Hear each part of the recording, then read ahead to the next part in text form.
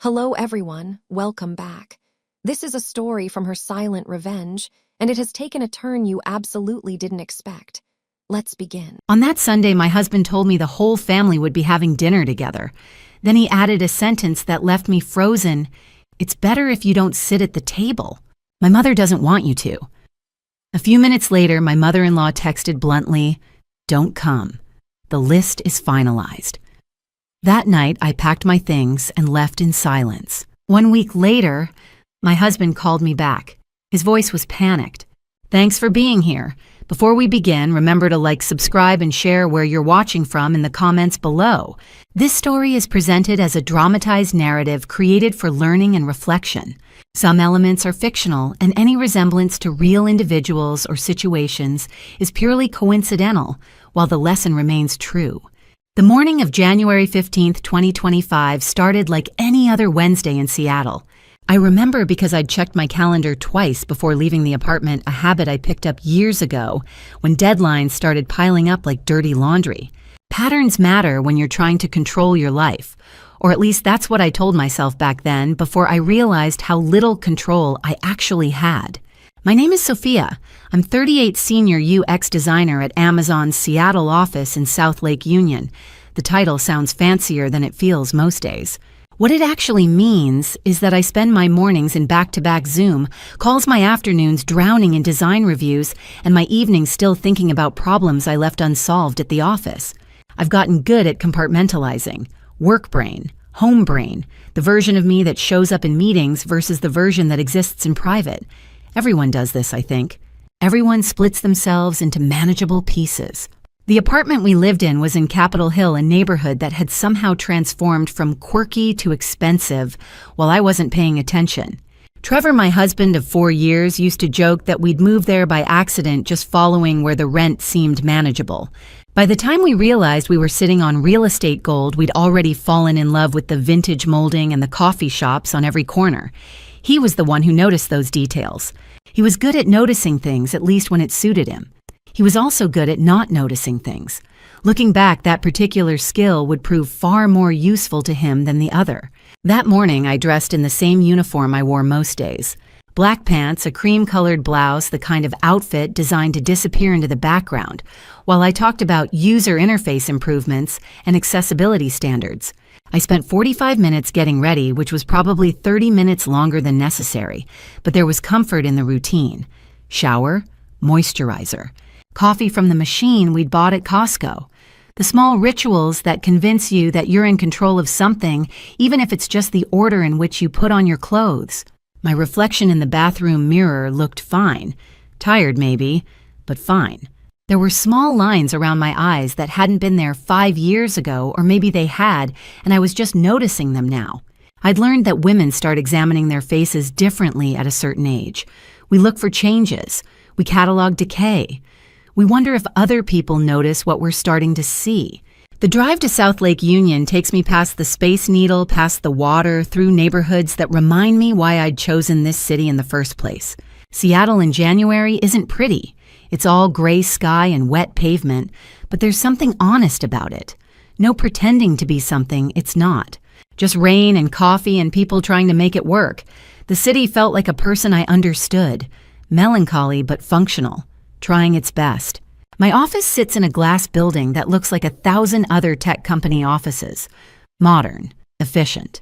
The kind of place where they spent money on standing desks and wellness programs while keeping the temperature cold enough to require a sweater in July.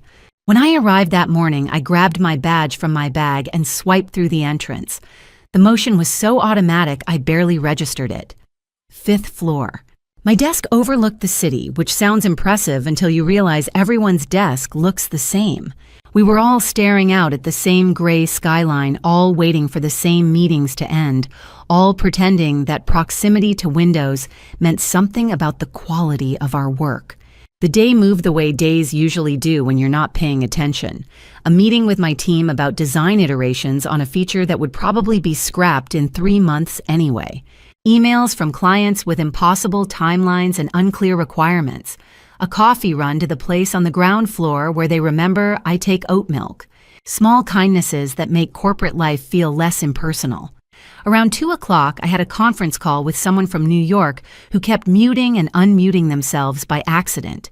I'd seen his fumble with the controls at least 4 times before I finally started pretending not to notice. That's a skill I was developing, the ability to not see things, to look past small failures and awkwardnesses, to let people have their dignity even when they were embarrassing themselves. Nothing remarkable happened. That's what I'd tell myself later, trying to understand how an ordinary Tuesday could become the day everything shifted. The answer I'd eventually realize was that nothing remarkable needed to happen. Sometimes the remarkable things are the ones you don't see coming. Sometimes they're already there waiting for you to finally look at them. By 5 o'clock, I was already thinking about home, not in a romantic way. That feeling had faded somewhere in year 2 of marriage, replaced by something more practical. Just in the way of someone who wanted to change out of business, casual order, something for dinner, maybe watch an episode of something mindless before bed. I had a routine. Home was part of that routine. Trevor had been unemployed for about 8 months by then. He'd been let go from his sales job at a tech firm, something about restructuring something about his numbers not meeting targets. The whole situation had settled into a kind of quiet routine between us. He wasn't stressed about it anymore, or at least he didn't talk about it anymore, and I'd learned not to bring it up. We'd developed a careful choreography around the subject. I didn't ask. He didn't explain. It was easier that way, or so I thought. The drive home took me through neighborhoods I'd memorized without trying. Left on Pine, right on 15th. The rain had started that afternoon, the kind of Seattle rain that feels less like weather and more like a permanent condition. It fell on the windshield with a soft persistence.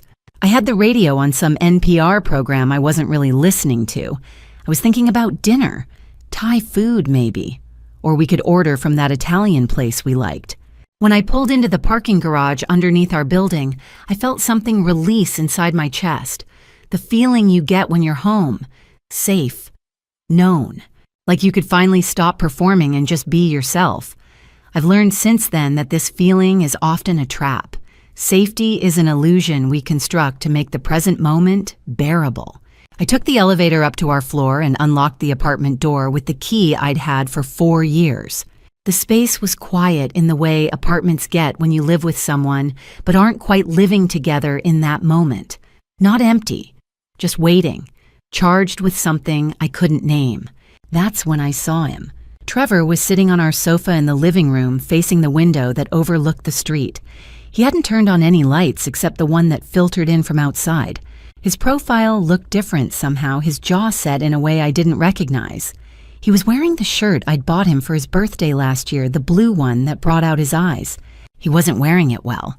He looked like someone wearing a costume of himself. Something about the scene felt staged. The way he was positioned, the careful stillness of his shoulders, like he'd been rehearsing this moment, like he'd been waiting for me to come home specifically so I could see him exactly like this. I set my bag down by the door. I took off my shoes. I moved through the motions of arriving home like I always did, waiting for him to turn around and acknowledge me. He didn't. He just sat there staring out at the Capitol Hill street below. "Hey," I said. My voice sounded strange in the quiet apartment. "You're home early." He still didn't move, didn't acknowledge me, didn't turn around. That's when I felt it. That peculiar sensation you get when you suddenly understand that something has shifted, even though you can't yet identify what that something is. It's like when you wake up in the middle of the night convinced something is wrong before you remember why. That feeling, that knowledge that arrives in your body before it reaches your mind. I could sense it from across the room, emanating from him like cold air from an open window. Something had changed. Something fundamental. The careful balance of our marriage, whatever it had been, had tipped in a direction I didn't understand. "Trevor," I tried again. "Are you okay?" He finally turned to look at me. His eyes were different too, harder, colder, like someone had turned down the warmth behind them. He looked at me for a long moment without speaking, and I felt my stomach drop. I didn't know it yet, but in the next few minutes my life would fracture in a way that wouldn't fully repair itself. I didn't know that the ordinary Tuesday I'd been grateful for just hours ago would become the moment everything changed. I didn't know that the careful compartments I'd built work brain, home brain. The version of me I showed to the world versus the version I kept private would all collapse into each other. All I knew was that I could feel it, even before he spoke, even before I understood the words he was about to say, even before I realized that the safety I'd felt walking through that apartment door had been an illusion all along. Something was terribly wrong, and I had absolutely no idea how deep it went. He still hadn't moved. That was the first thing I noticed when I stepped fully into the living room. Trevor remained exactly where he'd been when I'd arrived, spine straight against the sofa, hands resting on his thighs like he was posing for a photograph. The city lights behind him cast his face in shadow, which meant I couldn't read his expression, but I didn't need to. Something in the rigidity of his shoulders told me everything I needed to know. He was bracing for something. Trevor. I said it as a question the way you do when you're testing to see if someone is actually there or just a statue that happens to look like your husband. He turned toward me slowly, too slowly. The kind of movement that suggested he'd been waiting for this exact moment, rehearsing it in his head while I was stuck in Seattle traffic. Thinking about quarterly reviews and whether I'd remembered to pay the electric bill. He'd been preparing. That realization hit me before anything else. "We need to talk," he said. "Nobody ever needs to talk about something good. I've learned that much in my 38 years. When someone says those words, it's never followed by good news. It's not, 'We need to talk about that amazing trip,' or 'I've been thinking about our future.' It's always something that makes your stomach drop into a place it shouldn't go." I sat down on the chair across from him, keeping the coffee table between us like it was some kind of barrier. "Okay," I said carefully. "What's going on?" Trevor cleared his throat. Then he said it. "Sunday next week, my mom's having the family over. A churrasco at her place. She asked me to tell you—" He paused, and in that pause, I could feel him gathering courage. "She asked me to tell you that you won't be sitting at the table." I laughed, actually laughed. The kind of laugh that comes from confusion rather than humor. "I'm sorry, what?" "You won't be at the table. Mom's been very clear about this." He said it the way you'd discuss a weather forecast. "Rain on Sunday. Bring an umbrella. Your wife can't sit at the family dinner. It's all logistics, nothing personal." "Trevor, I don't understand what you're saying right now." I stood up, which was a mistake because now I was hovering above him, and there was something about the position that felt confrontational. I sat back down. "Are you saying your mother doesn't want me there?" "No, she doesn't mind you being there. She just doesn't want you at the table." He was still using that calm voice, the one that made me feel like I was the one being unreasonable for asking for clarification. "Sunday is supposed to be special for her. She doesn't want any complications." The word hung in the air between us, complications. That's what I was, apparently, a complication. "I'm your wife," I said. It came out quieter than I intended. "I've been your wife for 4 years. We bought a house together. We have joint bank accounts. I know your family. I know your mother's favorite wine. I've spent countless Sunday afternoons at her house helping her with dinner, and now I'm a complication." Trevor rubbed his face with both hands, a gesture of weariness I recognized. It was the same gesture he'd made when his company let him go, when he'd realized he'd have to update his LinkedIn profile. It was his gesture of defeat. "Please don't make this difficult," he said. "Don't make what difficult? Your mother excluding me from a family meal? She's not excluding you, she's just asking you to sit somewhere else." The phrase landed between us like a stone dropped into still water. Somewhere else. Not at the family table, not among the people I'd married into. Somewhere else. The implication was clear. I didn't belong there. I didn't belong at his family's table. After 4 years of marriage, I was still an outsider. I felt something inside my chest shift. Not break, not yet, but shift. Like a bone moving in its socket, the initial strain before the actual fracture. I'd read once that sometimes your body knows something before your mind catches up. I was experiencing that in real time. My nervous system was understanding what my brain was still struggling to process. "You told her no," I said. It wasn't a question. Or maybe it was, but phrased as a statement because I couldn't bear to hear the answer if I asked it directly. Trevor didn't respond immediately. That silence told me everything. You told her no, right? I tried again, and this time it definitely came out as a question. You told her that your wife sits at the table. Sophia. He used my name in a way that felt like an apology without actually apologizing. It was a tone meant to soften me, to make me feel unreasonable for expecting basic respect. My mom is very set in her ways. She's particular about these things. So you're going to let me show up and then what, sit in the kitchen, like a servant, stand by the grill? What exactly is the picture your mother has in her mind here? I don't know, he said, and that was maybe the most honest thing he'd said all evening. She didn't specify, I just know she doesn't want you at the table. I looked at my husband, this man I'd married. This man I'd trusted with my last name and my future and my financial security, and I tried to see in his face some indication that he was going to stand up for me, that he was going to tell me this was ridiculous, that he was going to make this right. Instead, he looked tired. He looked like someone who'd already had this conversation with his mother and lost. He looked like a man who'd made his choice, and I wasn't it. I need to know, I said slowly, whether you agree with this or if you're just delivering a message. Trevor met my eyes for the first time since he'd started talking. I'm just telling you what she said. That wasn't an answer. It was the absence of one. And that absence said more than any words could have. I felt something inside me fracture then, not dramatically, not like breaking glass. It was quieter than that. More like watching a photograph fade in the sun, not a sudden destruction, but a slow bleaching away of something that used to have color. This was the moment when I first understood that my marriage might not be what I thought it was, that the man sitting across from me might not be who I'd believed him to be.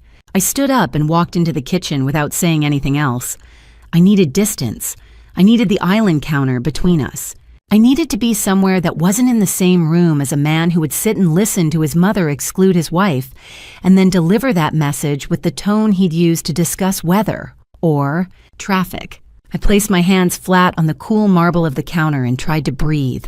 My heart was racing. My mind was spinning. But beneath all of that was something colder, something more dangerous. The first hint of doubt. The first crack in the foundation of my marriage. This was the moment I would realize later when everything started to unravel. Not obviously, not in a way that would make the ending inevitable. But this was the moment when something fundamental shifted. This was when I first learned that the man I'd married would choose his mother's comfort over my dignity, that he would ask me to accept less than I deserved and deliver that message without ever standing up for me. I didn't know then where this crack would lead. I didn't know how deep it would go. I only knew that something had broken, and I had no idea how to put it back together. I'd made it my ritual every Sunday evening right after dinner, right before I settled in to watch something mindless on Netflix. Check the joint bank account, review the week's transactions, make sure nothing was out of the ordinary. It was the kind of habit that formed slowly over time, born from the practical necessity of keeping our finances in order. 2 incomes meant 2 perspectives. 1 shared account meant one of us had to keep track. That Sunday, a week after Trevor's announcement about the table, I was sitting at our kitchen island with my phone in one hand and a glass of wine in the other. The city lights were just starting to come on outside our Capitol Hill windows. The apartment felt quiet in that particular way it did when Trevor had gone out somewhere he wouldn't say where. Just, I'm heading out. And then the door closing behind him before I could ask follow-up questions. I'd started doing that by then, asking fewer follow-up questions. It was easier. I opened the banking app and scrolled through the week's transactions out of habit. Gas, groceries, the streaming services we both forgot we were paying for. Everything normal, everything expected.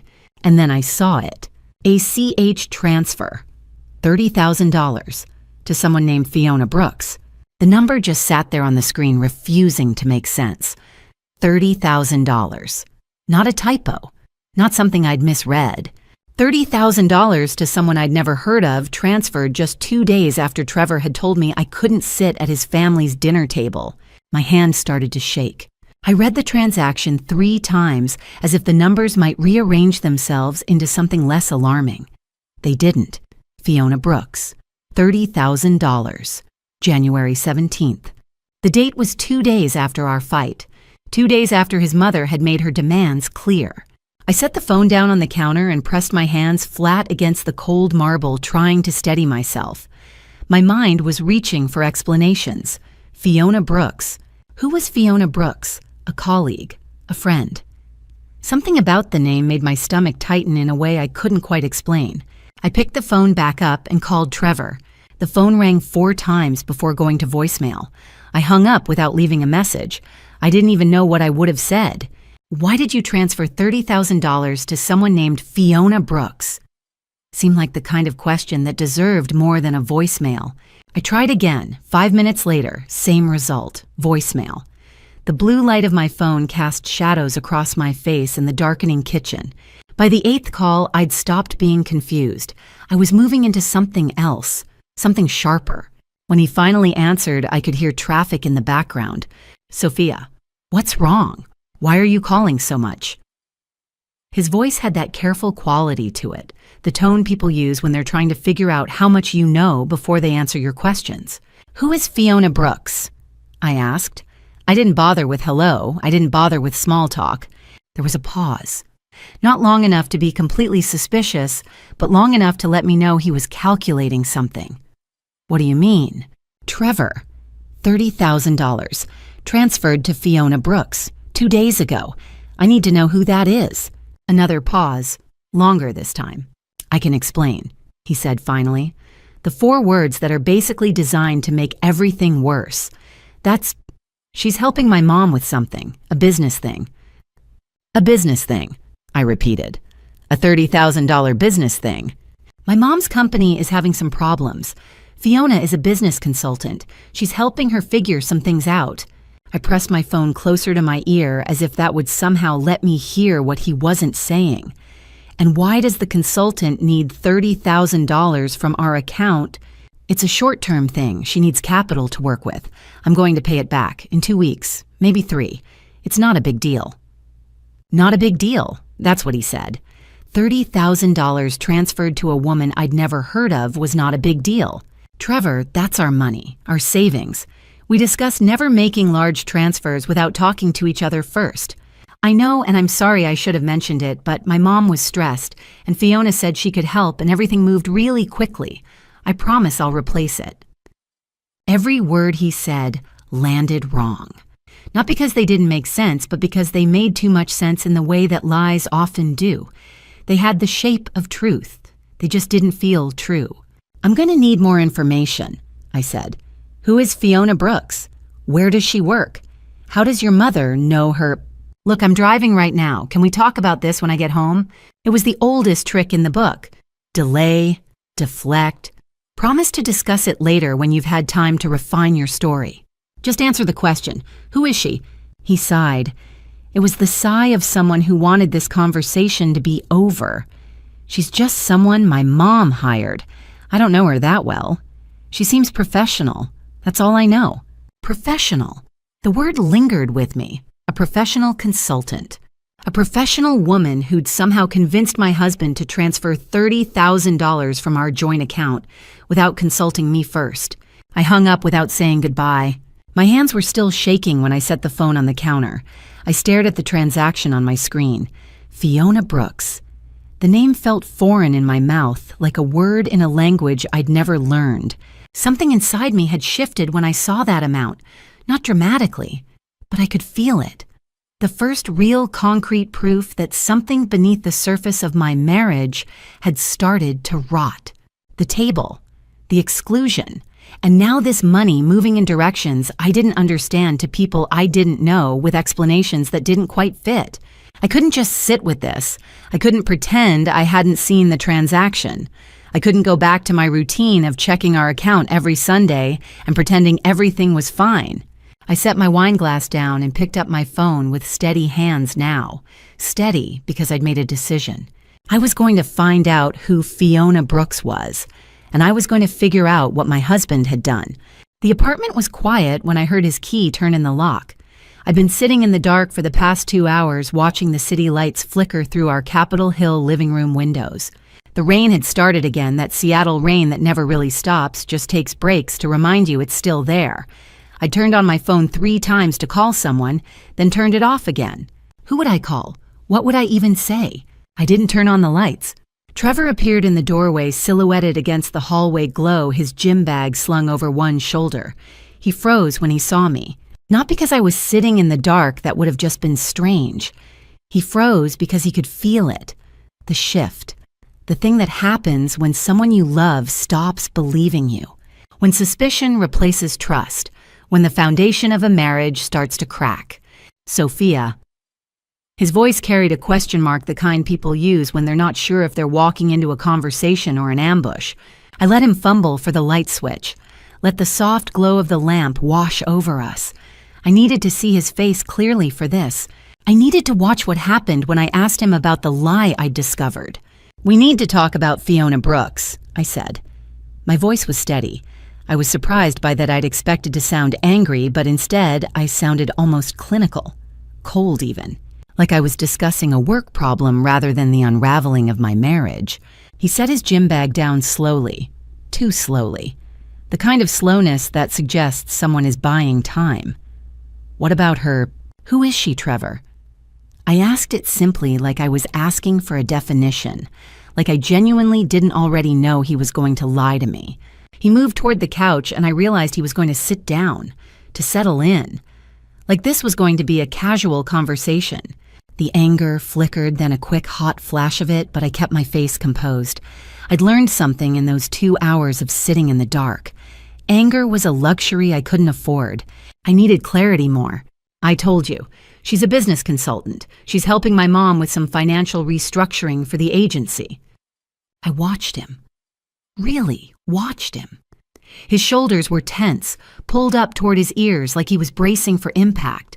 His hands went to his thighs, then moved to rest on his knees. Fidgeting. My Trevor, who was supposed to be the calm one, the one who didn't get rattled, he was rattled. His composure was cracking, and he hadn't even answered a real question yet. "And the $30,000. I asked. I kept my voice level controlled. I was learning how to do this, how to sound like I had all the answers when really I was just collecting pieces. His jaw tightened. "I told you about that too. Mom needed—" "You didn't tell me—" I interrupted, not raising my voice. That was the thing about rage I was learning. The most dangerous version of it came out quiet, controlled, like a knife instead of a hammer. "You told me it was a loan. You didn't tell me I had money disappearing from our account to someone I've never heard of. To someone whose name you threw at me like it explained everything, like the fact that her name was Fiona Brooks somehow justified taking $30,000 without asking me. It does explain everything." "No, it doesn't." I leaned forward, my hands gripping the edge of the chair, because I know what ACH transfers look like. I work in finance-adjacent industries. I know what business consultant expenses look like. I know what legitimate money movements look like. And I know what your mother's business actually needs because she calls me. She talks to me. She calls me to ask how you're doing, Trevor. Your mother confides in me about her struggles with the agency. And you know what? She's never mentioned any restructuring, any financial consultant, any Fiona Brooks. He stood up. That's when I knew for sure. People who are telling the truth don't need to stand up. They don't need the distance or the height advantage or the excuse to look away. They don't need to create physical space between themselves and the person asking for honesty. "I'm not going through an interrogation tonight," he said, and there was an edge to his voice now. Frustration, maybe even anger that I dared to question him. "Then tell me the truth, right now. Who is Fiona Brooks?" I stood too because I needed him to understand that I wasn't backing down, that I wasn't going to accept his deflections and his vague answers and his refusal to meet my eyes.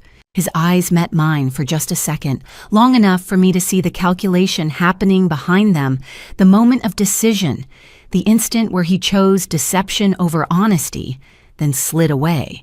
They fixed on the rain-streaked window behind me on the Seattle skyline, anywhere but my face. That was when I knew, not suspected, knew. "She's a consultant," he said again, but the words had changed. They'd gone thin, translucent. The kind of words you use when you're reading a script you didn't write. When you're playing a part you never auditioned for. She's helping my mom. I'm going to ask you one more time. I said, my voice dropping even lower, and I need you to listen to me very carefully. Who is Fiona Brooks? That's her name. That's who she is. He crossed his arms over his chest. A barrier, a defense mechanism, a physical representation of how closed off he'd become. But his eyes still wouldn't meet mine, and that absence of eye contact said everything his words wouldn't. I watched him for a long moment, this man I'd married 4 years ago, because I thought I knew him, because I thought we'd built something solid. We'd put a down payment on this apartment together. We'd signed documents with each other's names. We'd talked about expanding our family. We'd made plans that seemed to stretch into infinity. And now he was lying to me in our living room while the Seattle rain tapped against the windows like a metronome marking time.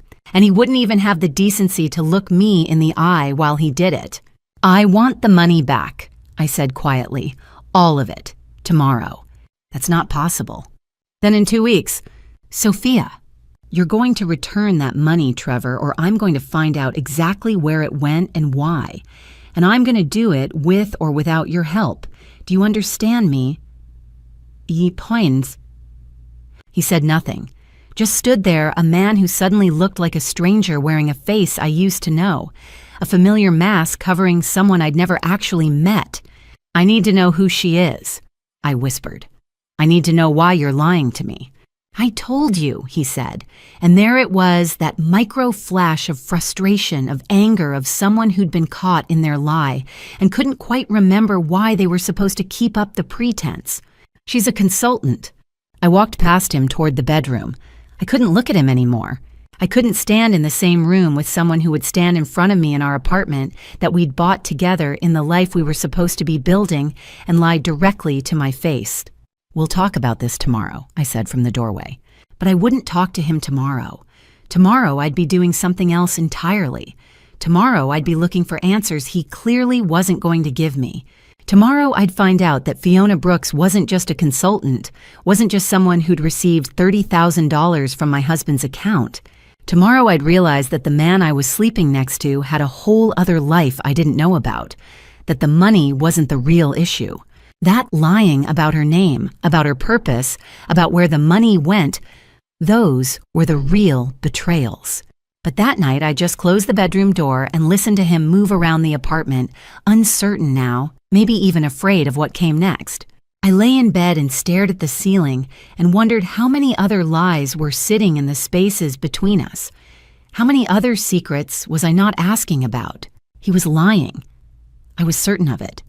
And that certainty, that knowledge that the man I'd married was capable of looking me in the eye and inventing stories, that was the moment everything truly changed. That was the moment I understood that I didn't know my husband at all. The apartment felt too quiet on the 3rd day after we fought. Trevor had taken to sleeping on the couch, or maybe he was going out at night. I'd stopped paying attention to his schedule. Instead, I'd become obsessed with one thing, finding out who Fiona Brooks really was. That obsession had consumed me in a way I didn't recognize. It was like watching someone else control my hands, my thoughts, my entire focus.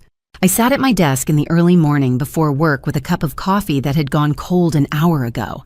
My laptop glowed in the dim Seattle light, filtering through my office window.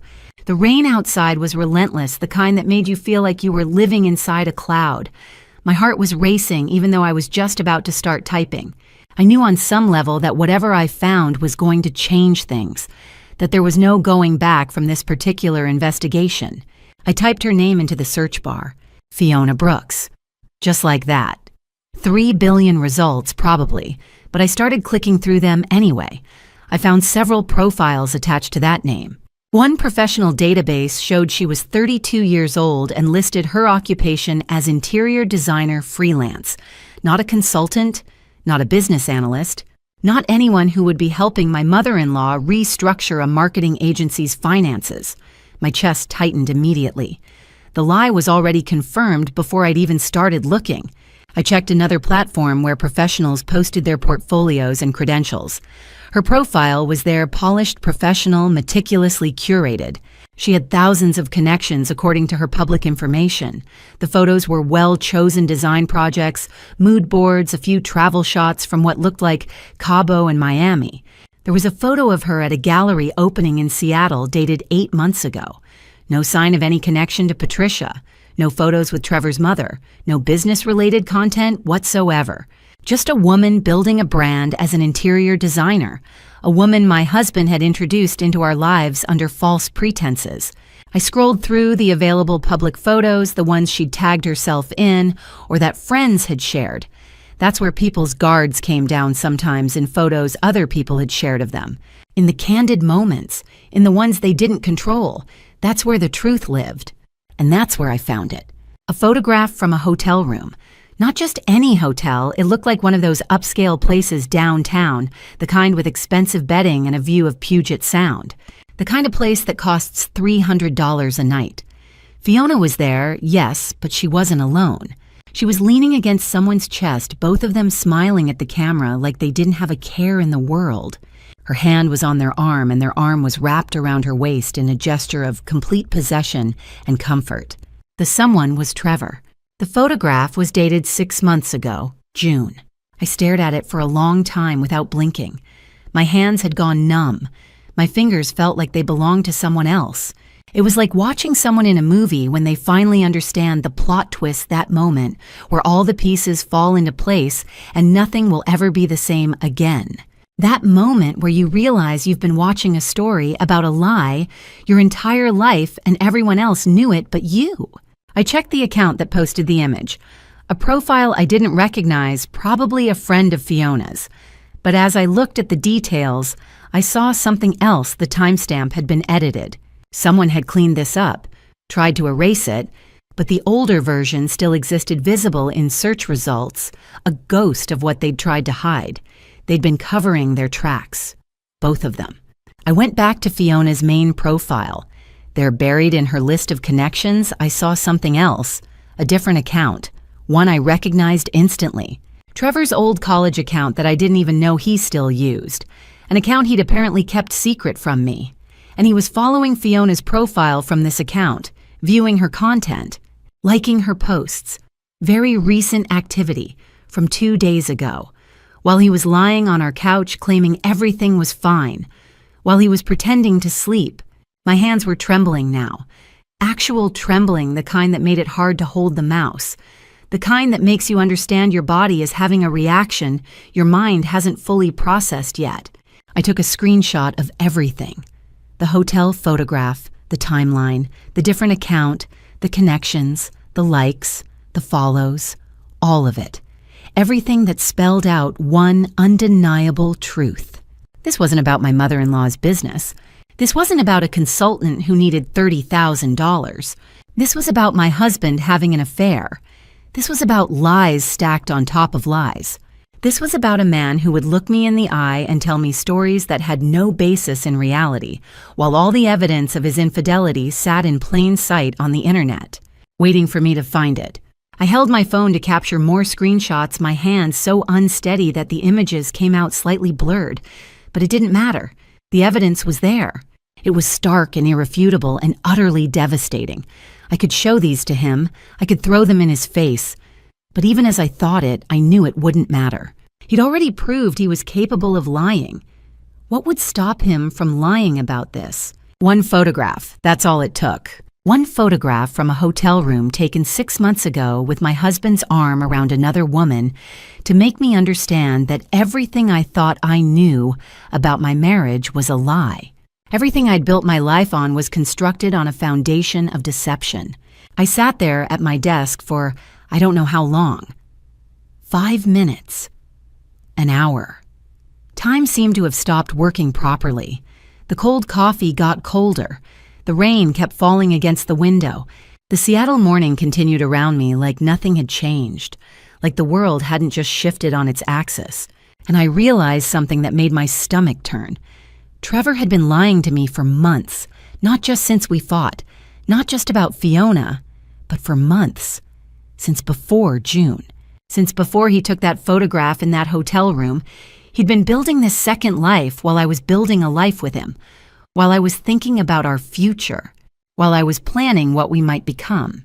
The $30,000 wasn't about saving his mother's business. It was about keeping his girlfriend comfortable. It was about paying for hotel rooms and trips and whatever else a man gives to the woman he's sleeping with when he's supposed to be building a life with someone else. It was about compartmentalizing, separating me, the wife, the practical one, the one who paid bills and went to work from her, the woman he wanted, the woman he was actually choosing. I looked at that photograph one more time, at Fiona's smile, at how comfortable she looked in my husband's arms, at how natural they looked together, and I made a decision. He wanted to lie to me. He could keep lying. But I was done accepting his version of the truth. I was done being the only one who didn't know what was happening in my own marriage. I was going to find out everything, every lie, every transaction, every moment he'd betrayed me, every instance where he'd chosen her over our marriage. I was going to build a case. I was going to document everything. And then I was going to decide what came next. Starting now, I called him with a voice I didn't recognize as my own. It was early, not even 8 in the morning. Trevor was probably still at the office. Or maybe he wasn't at the office. Maybe he was somewhere else entirely. Maybe I didn't know where my husband was anymore, and that thought alone made my stomach turn. The realization that I'd lost track of him, that he'd become someone I couldn't account for. He picked up on the 4th ring. Sophia. His voice was cautious. He knew something was wrong. He could hear it in the way I'd said his name, the flatness, the absence of the warmth that usually lived there. "We need to talk," I said. "Right now." There was a pause. I could hear the ambient noise of wherever he was, keyboards clicking, distant voices, the hum of an office building. An office then, or at least a place that sounded like one. A place where he was pretending everything was normal. "What's wrong?" His voice had shifted. Not yet defensive, but close. The way someone sounds when they're bracing for impact, like they can feel the ground shifting beneath them. "I found a picture of you and Fiona," I said. No preamble, no softening the blow, no mercy. "At a hotel. You were holding each other, very close." The silence that followed was different from the pause. This was the silence of someone caught, of someone whose mind was racing through all the ways this conversation could go, all the excuses they might offer, all the lies they might construct to explain the unexplainable. "Sophia," he started. "Don't," I said. "Just tell me. Who is she to you?" And then he said it. The thing that broke something inside me that I didn't even know was holding together. "I love her." I felt my grip on the phone loosen slightly. My hand went numb. "You what?" "I love her," he repeated quieter this time, like he was saying something he'd been holding inside for so long that now it was finally out, and he almost sounded relieved. Like confession was a weight being lifted. I didn't mean for it to happen this way, but I love her, Sophia." "You love her." I repeated the words, tasting foreign in my mouth. "Impossible. You're having an affair, Trevor. Do you understand that you're having an affair with another woman, and you're telling me you love her?" "I don't know what you want me to say," he said, and now his voice was starting to take on that edge, the edge that comes right before anger, right before blame. I don't know what I'm even saying anymore. I'm confused about everything. Confused. I heard the laugh come out of me, but there was no humor in it. Just disbelief. Just the sound of someone watching her world collapse. "You're not confused. You lied to me. You took money from me, more than $30,000 that I know of. You created fake reasons to justify it. You told me about a consultant who doesn't exist. And now you're telling me you're in love with another woman." "It's not like that," he said. "Then what's it like, Trevor?" Because from where I'm sitting, looking at photographs of you holding another woman in a hotel room, it looks exactly like that. "You don't understand." His voice was shifting again, getting harder, getting colder, getting cruel. "You don't understand the pressure I'm under. My mother's business is falling apart. Fiona's been helping me figure things out.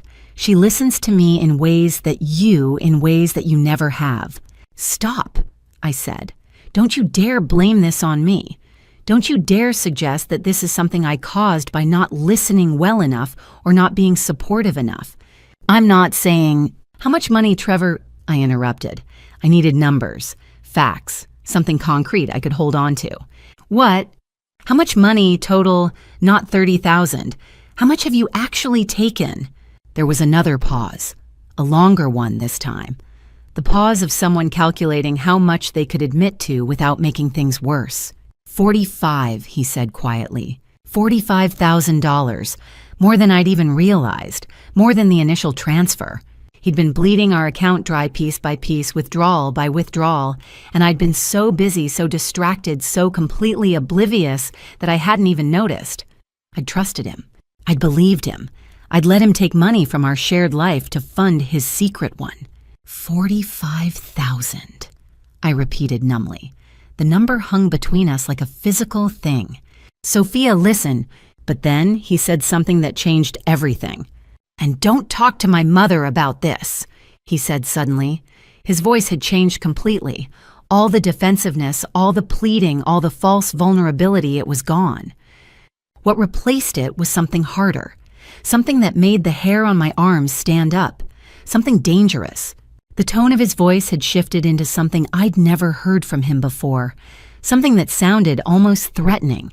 What, Mo? I said. I mean it, Sophia. Do not tell my mother about this. Do not go to her with stories about Fiona or any of this. It will destroy her. And if you say something to her, if you go running to my family with this, there will be consequences. Consequences. I heard my voice get higher, smaller. Are you threatening me? I'm asking you not to do something that will hurt my family, he said, but his words felt weighted, deliberate, calculated, like he'd thought about this, like he'd prepared for this moment. Like he knew exactly how those words would land and what they would do to me. I opened my mouth to respond, but something stopped me. It was the realization that I was on the phone with a stranger. The man on the other end of this line, the one who was issuing veiled threats and talking about consequences, this wasn't the Trevor I'd married. The Trevor I knew was empathetic. He was sensitive. He apologized too easily. He couldn't hurt a fly. This Trevor, the one on the phone, he was someone else entirely. Someone I'd never actually met. I have to go, I said quietly. Sophia, I didn't mean... I hung up before he could finish his sentence. I sat in my car in the parking garage at Amazon, my hands shaking on the steering wheel. The morning light was just starting to filter through the concrete pillars, casting long shadows across empty spaces. I could hear the occasional car engine echoing in the cavernous garage, but otherwise, I was alone. And that's when it truly hit me, I was alone in this. Whatever came next, I was going to have to face it alone. His voice had changed during that call. The cadence, the tone, the words, everything had shifted. It was like watching someone transform in real time. The man I'd promised my life to was disappearing, being replaced by someone harder, someone capable of things I didn't want to imagine, someone who could threaten consequences if I told his family the truth. I suddenly understood that this wasn't going to end with a conversation. This was going to end with lawyers. I started checking each transaction one by one. It was late evening when I pulled up the bank portal on my laptop, sitting on the couch with a cup of tea that had gone cold beside me hours ago. The apartment was quiet in that particular way that only happens when you're completely alone. Trevor hadn't come home since our call that morning. I'd gotten a text around 6 o'clock saying he was working late, which I now understood was code for something else entirely. It didn't matter where he was. What mattered was that I finally had the silence I needed to think clearly, to see clearly. The first transfer to Fiona Brooks was dated June 15th, $30,000. That was the one I'd already found, the one that had started this entire investigation. But as I scrolled further back through our transaction history, my stomach started to tighten. The dates stretched backward. The amounts varied, but they were all there. There were more transfers.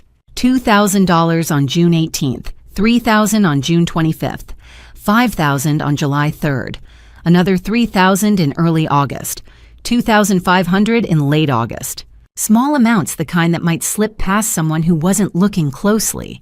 But I was looking closely now. I was looking at every single transaction like it was evidence in a trial. Like my marriage depended on understanding the exact mechanics of how my husband had been stealing from me. I opened my calculator app and started adding them up methodically. The smaller transfers totaled an additional $15,000 beyond the initial $30,000 transfer. So it wasn't just one massive betrayal. Over the course of 6 months, Trevor had systematically moved $45,000 to Fiona Brooks's account. $45,000 that belonged partially to me. $45,000 that we'd earned together, saved together, accumulated during our marriage. $45,000. My hands went cold just typing the number into the calculator. The digits seemed to mock me. 4, 5, 3 zeros. Such simple numbers that somehow added up to the complete destruction of everything I thought I understood about my marriage. I searched my email for anything from Patricia Trevor's mother. There were dozens of messages going back months, but one in particular caught my attention. It was from 3 weeks ago, sent on a Wednesday afternoon. "Help Mom out, son. Everything will be okay once we get through this rough patch. I'm counting on you." The emotional manipulation was elegant, really, if I was being honest with myself.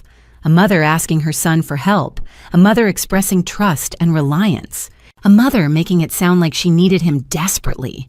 And Trevor had used that email, that exact emotional hook, to justify taking money, to justify giving it to Fiona. I searched through my access to Trevor's backup email files. It took me 20 minutes to find it buried in the spam folder like he'd tried to hide it. And they're dated 2 days after Patricia's message was a response from Fiona. I shouldn't have had access to it. I don't even know how I found it in the backup files, but there it was, preserved in the cloud like a ghost of their conversation. "Thank you for the money, baby. I love you." Baby, she called him baby. I felt something cold and sharp settle in my chest. Not anger, worse than anger, clarity. The kind of clarity that comes when you finally understand that everything you've been told is a lie, that the entire foundation of your understanding was constructed on deception. It wasn't about helping his mother. The email from Patricia was manipulation, emotional leverage. "Help me" had been code for "give Fiona money." Patricia's desperation was real, probably, but Trevor had weaponized it.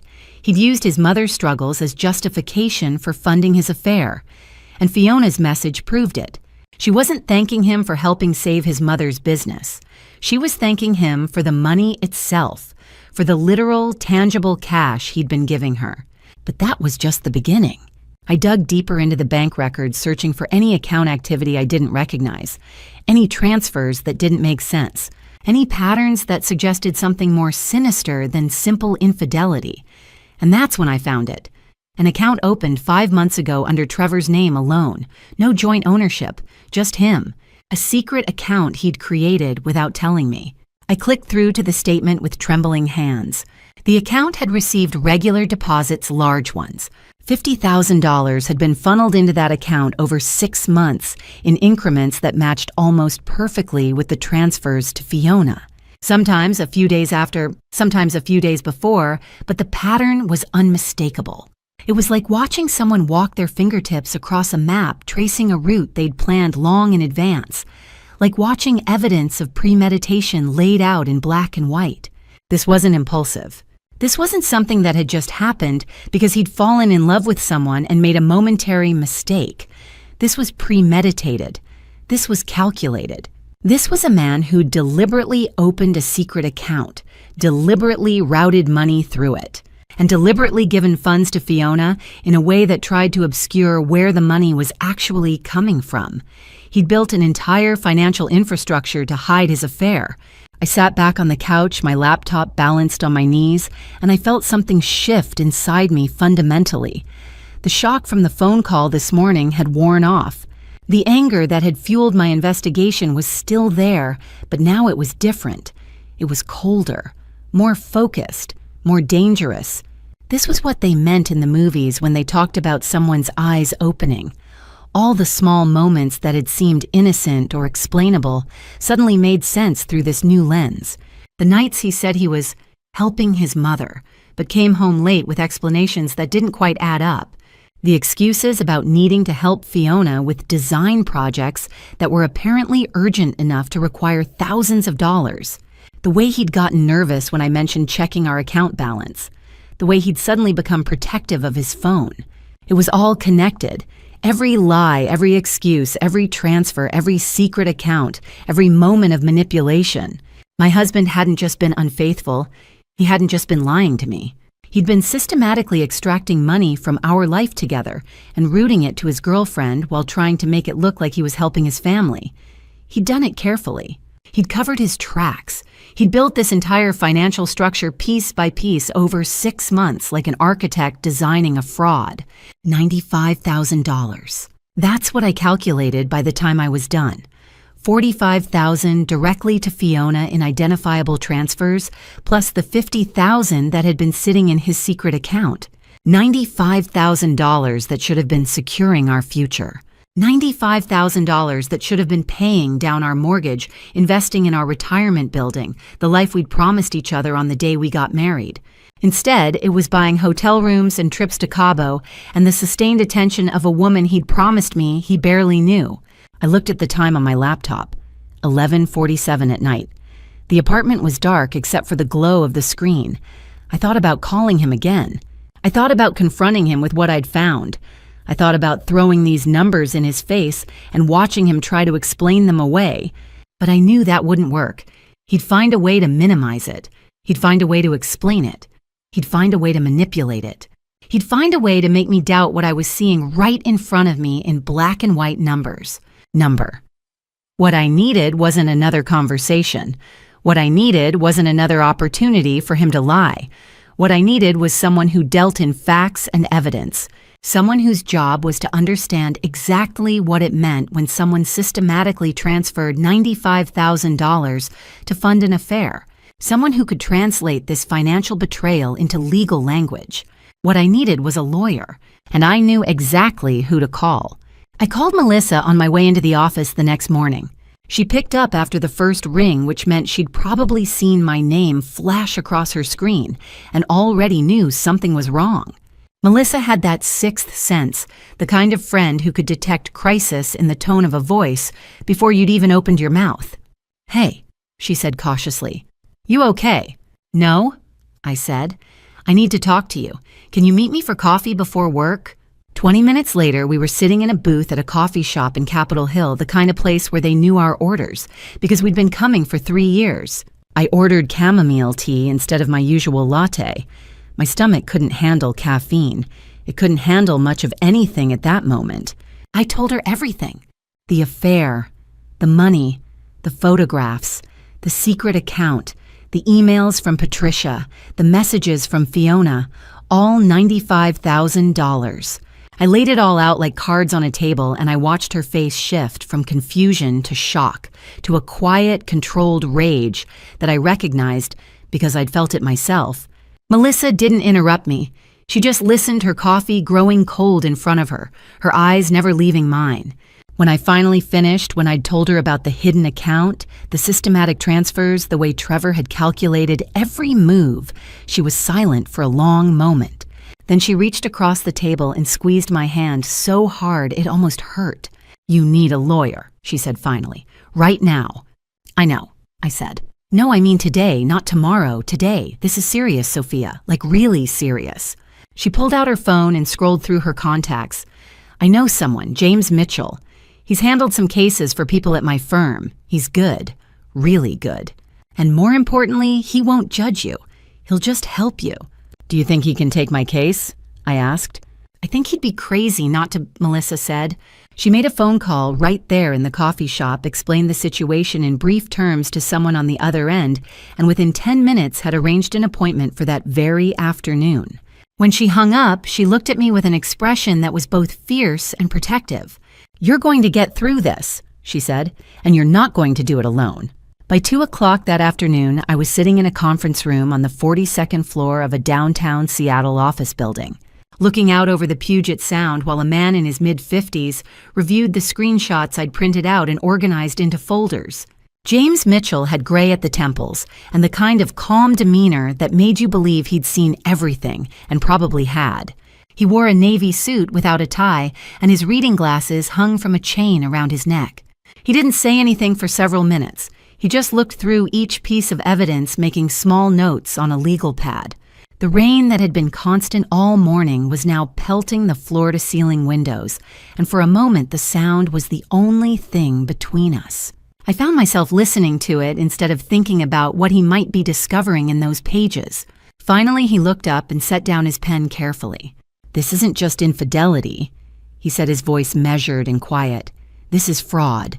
He systematically transferred funds from an account that should legally belong to both of you. This is misuse of marital assets. This is a breach of fiduciary duty within the marriage." The words felt heavy, formal, legal in a way that made everything suddenly very real and very serious. "What does that mean?" I asked, though I wasn't sure I wanted to know the answer. "It means we have options, strong options." He leaned back in his chair and folded his hands. "First, I need to see absolutely everything. All bank statements going back 2 years, emails, text messages, any photographs or evidence you have, everything. We're going to build a comprehensive picture of what happened and when." I slid the folder across his desk. Everything I'd gathered over the past few days was inside it. "Second," he continued, "we need to act fast. Today, if possible. This is important. We're going to contact your bank and freeze the joint account. Not permanently, this will require his authorization eventually, but we need to secure what's left. We also need to change all passwords. Any account that's in your name alone needs new access codes immediately." "Can we do that?" I asked. "Is that legal?" "You're the account holder," James said firmly. "Yes, it's absolutely legal and necessary. If he's hidden one account, he might be hiding others. We need to protect your financial interests." He walked me through the steps. I took notes on my phone, my hands steady, even though my insides were trembling. We called the bank together.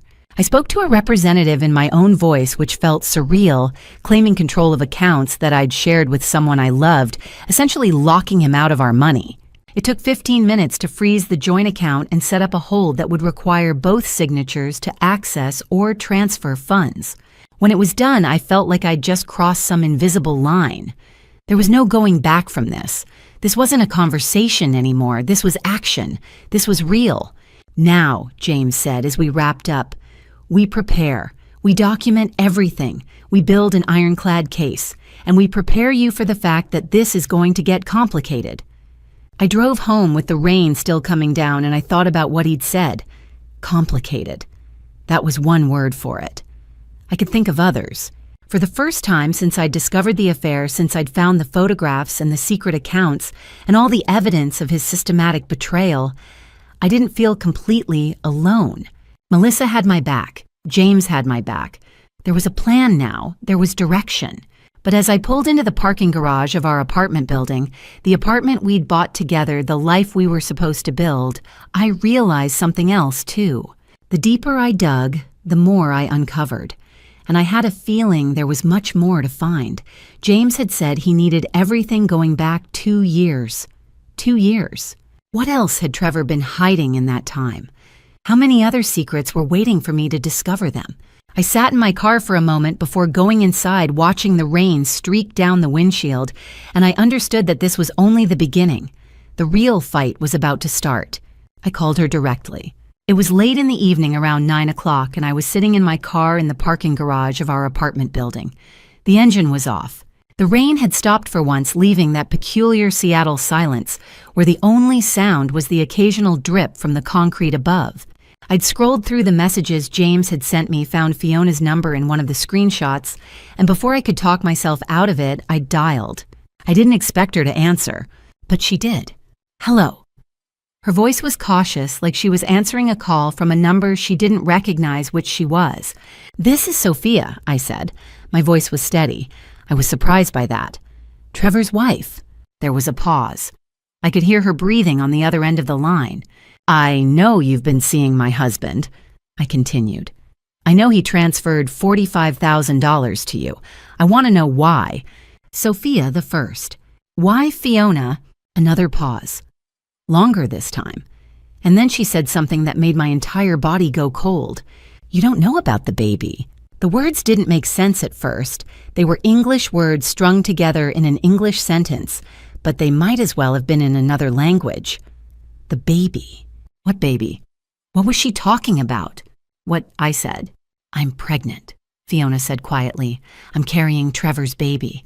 I'm 4 months along. The money. I needed it for the baby. For medical bills and ultrasounds and everything else that comes with being pregnant." I couldn't breathe. I literally couldn't breathe. It was like all the air had been sucked out of the garage, out of the car, out of my lungs. My hands, which had been so steady just moments before, were now trembling. I gripped the steering wheel so hard I thought I might break it. "No," I said. "No, you're lying." "I'm not lying," Fiona said, and her voice had changed. It sounded younger somehow, frightened.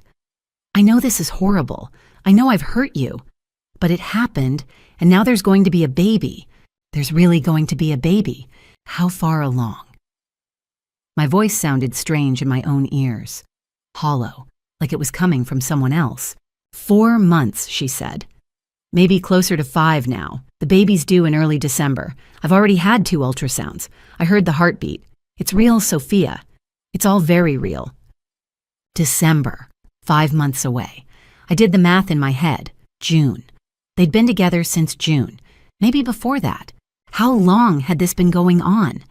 How long had my husband been seeing this woman while planning their future together? Planning for their baby? While I was at home believing that we still had a future, too. "I didn't want it to happen this way," Fiona said. Her words tumbled out quickly like she was trying to explain something she knew was inexplicable. "I didn't want to hurt you. But Trevor said He said you have plenty of money. You have your career at Amazon. You'll be okay. You're strong and you have everything figured out and you'll be fine." Something inside me snapped. Not violently. It wasn't rage exactly, though rage was definitely there too. It was a cold, clear understanding that this woman, whoever she was, didn't know me at all. She didn't know what it meant to have the life you thought you'd built crumble in real time. She didn't understand that money doesn't matter when your marriage is imploding. She didn't understand that being strong doesn't mean you don't break. It doesn't mean you don't shatter into 1,000 pieces that you'll spend years trying to glue back together. "You don't know anything about me," I said quietly.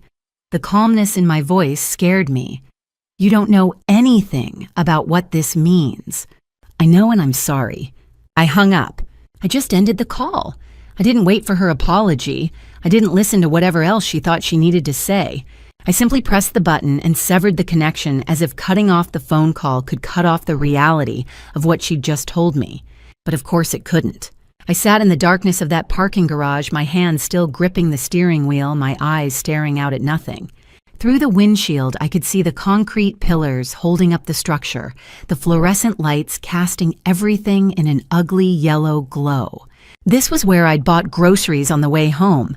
This was where I'd sat when I was tired after work and needed 5 minutes of silence before going upstairs to the life I thought I had.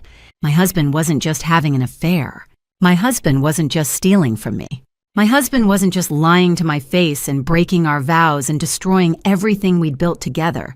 In 5 months, there was going to be a baby, a real living, breathing baby, another woman's baby, Trevor's baby. And that baby would exist in the world as a permanent reminder that he'd chosen someone else. He'd built a family with someone else. He'd betrayed me in the most fundamental way possible. I thought about all the conversations we'd had about children. Trevor had always said he wanted to wait a few more years. He'd said we should travel, first establish ourselves more firmly in our careers, buy a bigger house. He'd said there was no rush. And all along, he'd been creating a family with someone else. I started the car. I didn't have anywhere to go. I just needed to move. I needed to do something other than sit with this knowledge, this impossible, terrible knowledge.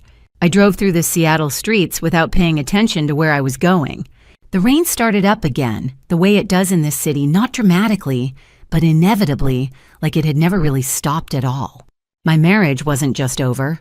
It had been replaced by something else entirely, something with a heartbeat and a due date in December. something that was growing inside another woman's body, something that would be born into a world where my husband had already chosen it over me.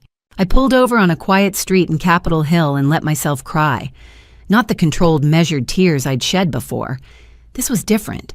This was the kind of crying that comes from a place so deep inside you that you didn't know it existed, the kind that makes you gasp for breath between sobs. And when it was over, when I was empty and exhausted and completely hollow, I called James Mitchell. The coffee at James Mitchell's office was terrible, but I drank it anyway because I needed something to do with my hands. My palms were sweating. My heart was racing. I needed the ceramic mug to give my nervous energy somewhere to go. James was a lawyer, a man in his 50s with gray temples and the kind of calm demeanor that came from years of handling complex financial cases and messy divorces. Sarah Chen sat beside him, a forensic accountant with sharp eyes and sharper instincts. She'd been reviewing Trevor's accounts for 2 weeks, meticulously tracing every transfer, every withdrawal, every hidden transaction. Today was the day they were going to tell me what they'd found, what he was going to confirm, what was going to change everything. Your husband has been systematically moving money out of your joint accounts.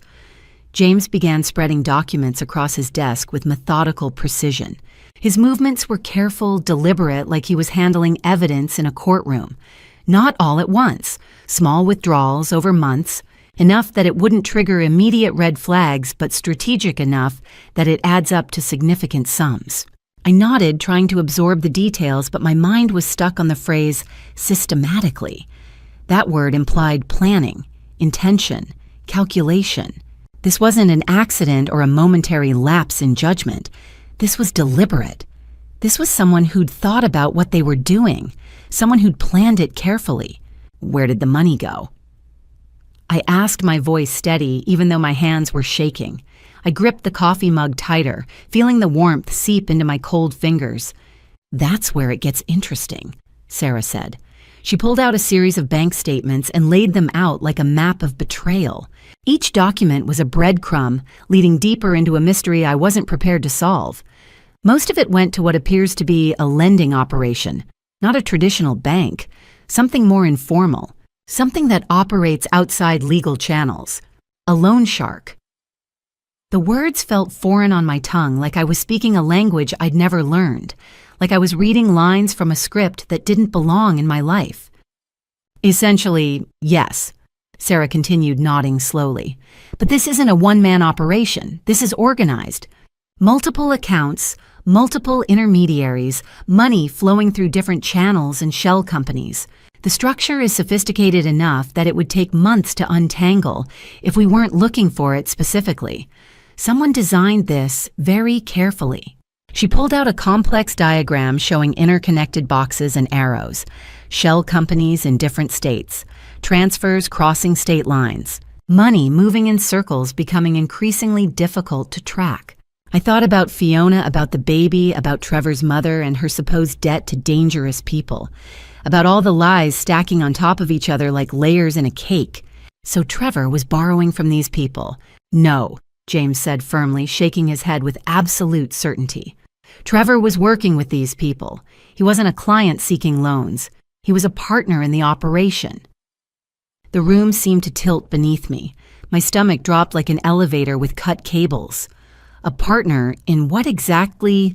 "Money laundering, primarily," Sarah said. She pointed to the diagram with a pen tracing the flow of money from account to account. "Your husband would help move money through legitimate-looking channels.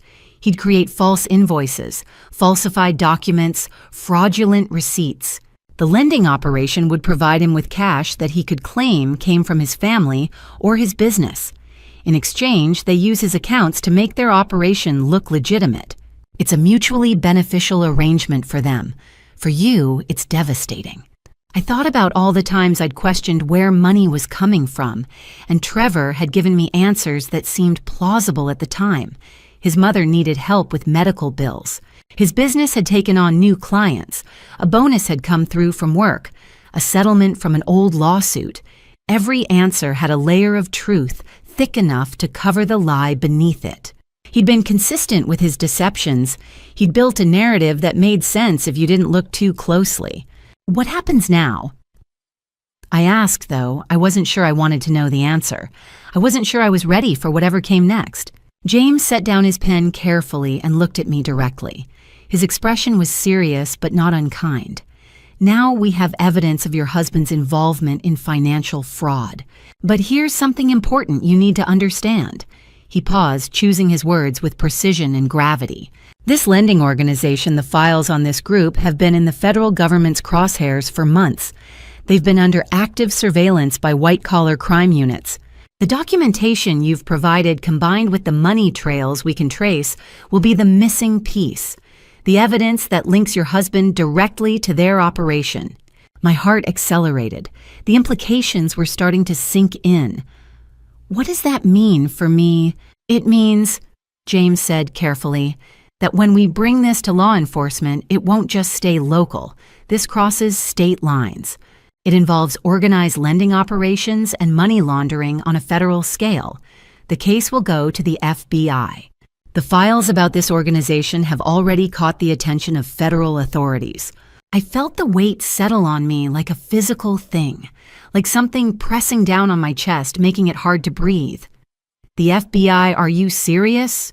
The FBI, he confirmed with absolute certainty. This is beyond just your marriage now, Sophia.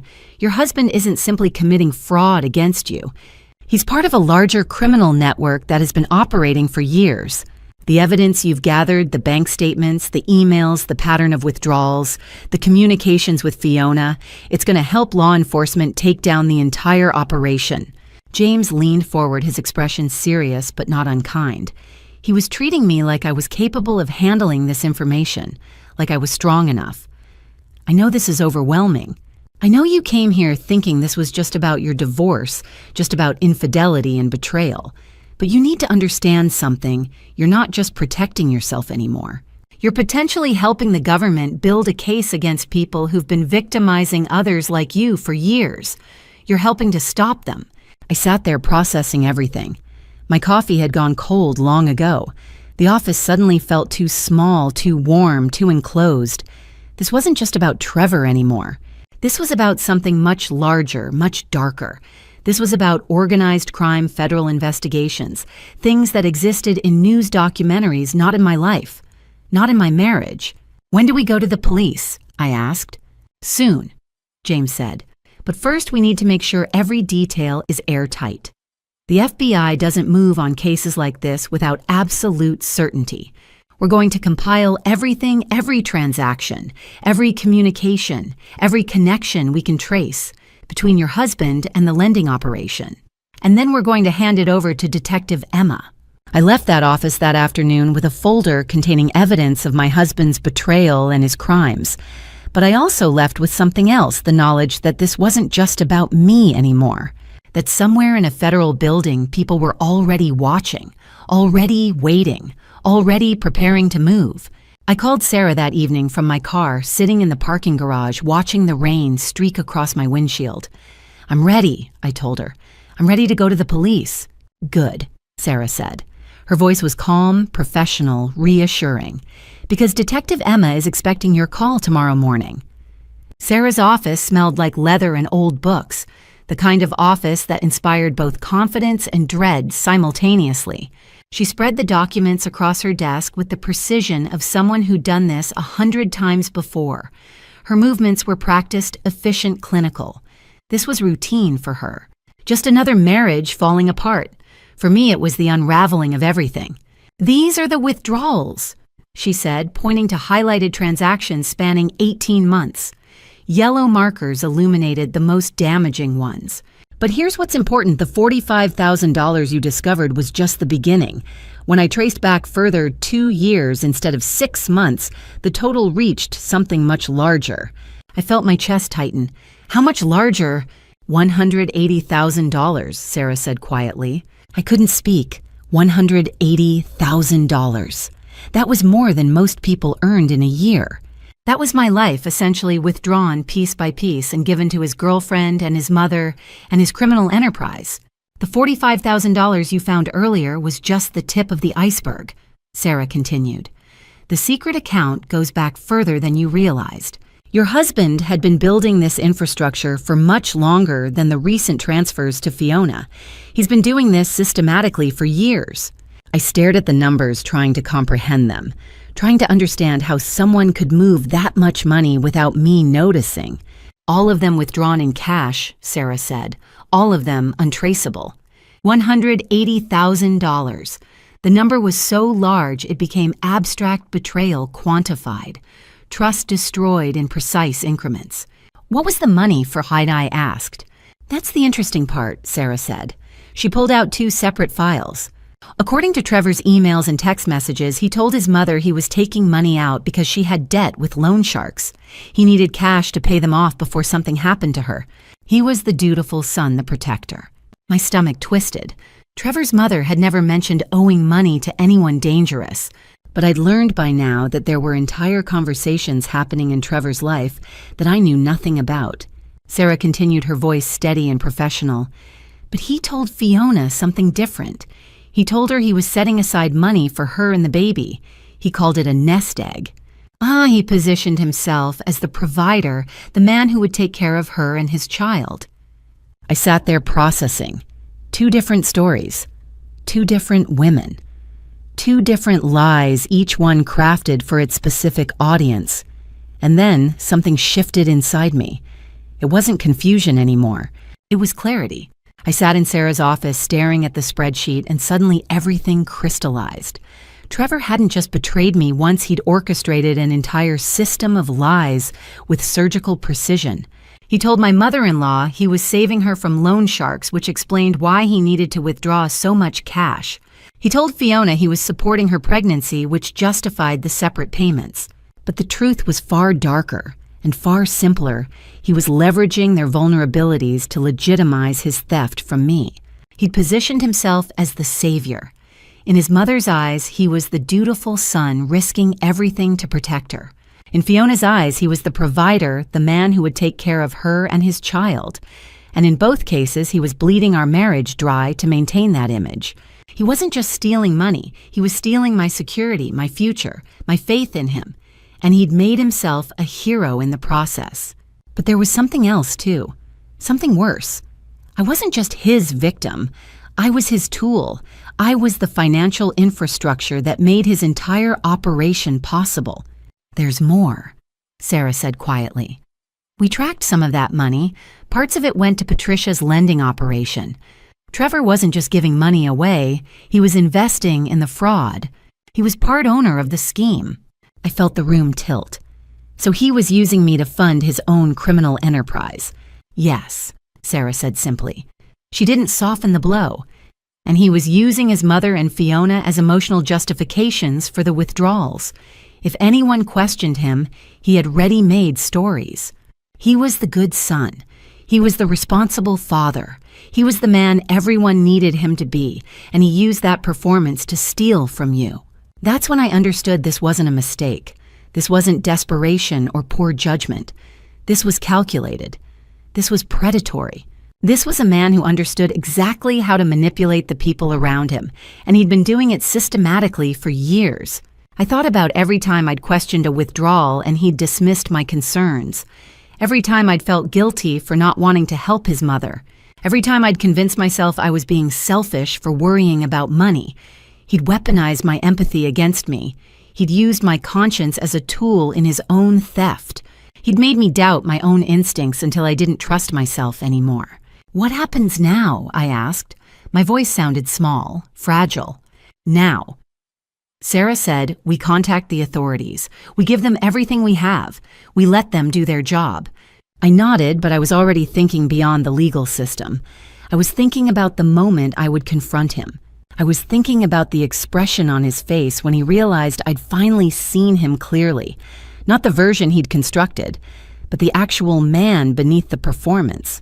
I want to confront him, I said. I'd advise against that, Sarah said firmly. Her voice carried the weight of experience. Anything you say to him can be used against you. He's dangerous now because he's backed into a corner. Cornered animals lash out. But I wasn't fully listening.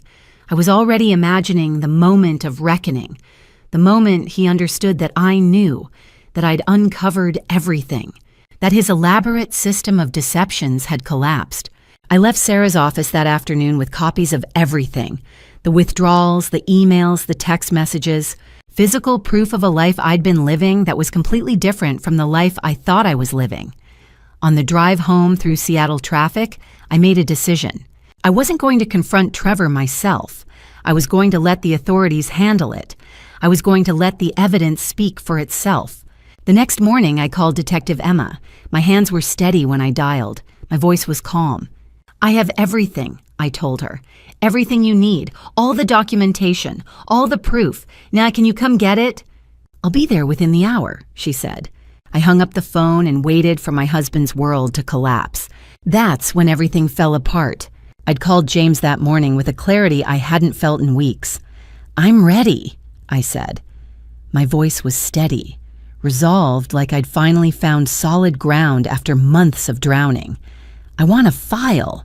Today. I don't want to wait another day, another hour. I want this process to begin." "All right," he replied. His voice was steady, professional, measured the voice of someone who understood what came next. "I'll have everything prepared. The paperwork is already drafted. We can have him served by this afternoon. But Sophia, be careful. Once we file, things are going to move very quickly. This isn't going to be a gentle process." "I understand," I said. "I'm ready for that." What I didn't know was that the wheels had already started turning in another more dangerous direction. What I didn't understand was that by filing for divorce, I was no longer just ending a marriage. I was triggering a cascade of consequences I couldn't control. Fiona had called Patricia almost immediately after the word got out. She hadn't meant to, but she was scared, confused, panicked, and Patricia was the closest thing to a confidant she had in this complicated situation. I would learn this later from Detective Emma piecing together the timeline of events that had spiraled so rapidly out of control. "She knows everything," Fiona had said, her voice trembling through the phone. "About us, about the baby, about the money, all of it. She's hiring a lawyer, a real lawyer. This is really happening." Patricia's response was swift and predictable. She called Trevor immediately, her voice cutting through his carefully constructed world like a blade. "Your wife knows," she said, without preamble, without any softening of the blow. "She's filing for divorce. She's hired lawyers. She has documentation, everything. This is really happening, and it's happening right now." The panic hit Trevor like a physical force. I could hear it in the voicemails that started coming minutes later. He called Fiona first, then his mother again, then me. The calls were frantic, desperate, his voice cracking on my voicemail. He left messages, multiple messages, each one different from the last. Each one more frantic, more uncontrolled than the one before it. Each one a window into a mind fracturing in real time. His first voicemail came through around 11 in the morning, my phone buzzing in my pocket as I sat at work pretending to focus on spreadsheets and design documents. "Sophia, please. We need to talk. We can figure this out. Please call me back. I'm begging you." His second came 20 minutes later. "I know you're mad. I know what I did was wrong. I'm sorry. I'm so sorry. I love you. I can explain everything. Please just talk to me." Give me that much. By his third message around noon, something fundamental had shifted in his voice. The desperation was still there, woven through every syllable, but now it was threaded through with something sharper, something darker. Anger, rage, control slipping. "Are you trying to destroy my mother?" His voice was raised, not quite shouting, but close enough that I could hear the strain in it, the way his voice cracked with emotion. "Do you understand what you're doing? She's in danger, Sophia, real danger, and you're going to get her killed. How could you do this? How could you be so selfish? You don't even care about anyone but yourself." I listened to that message 3 times sitting in my car during my lunch break, trying to understand what I was hearing, trying to understand who this person was. Each time I heard the escalation more clearly. Each time I recognized the pattern, desperation giving way to rage, concern giving way to threats, the thin veneer of civility cracking to reveal something harder, something more dangerous underneath. This wasn't the man I'd married. This was someone else entirely. I didn't call him back. This was strategic on my part, though James hadn't explicitly told me to do it.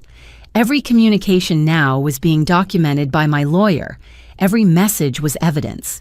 Every voicemail was a record of his deteriorating mental state, his loss of control, his inability to handle the consequences of his own actions.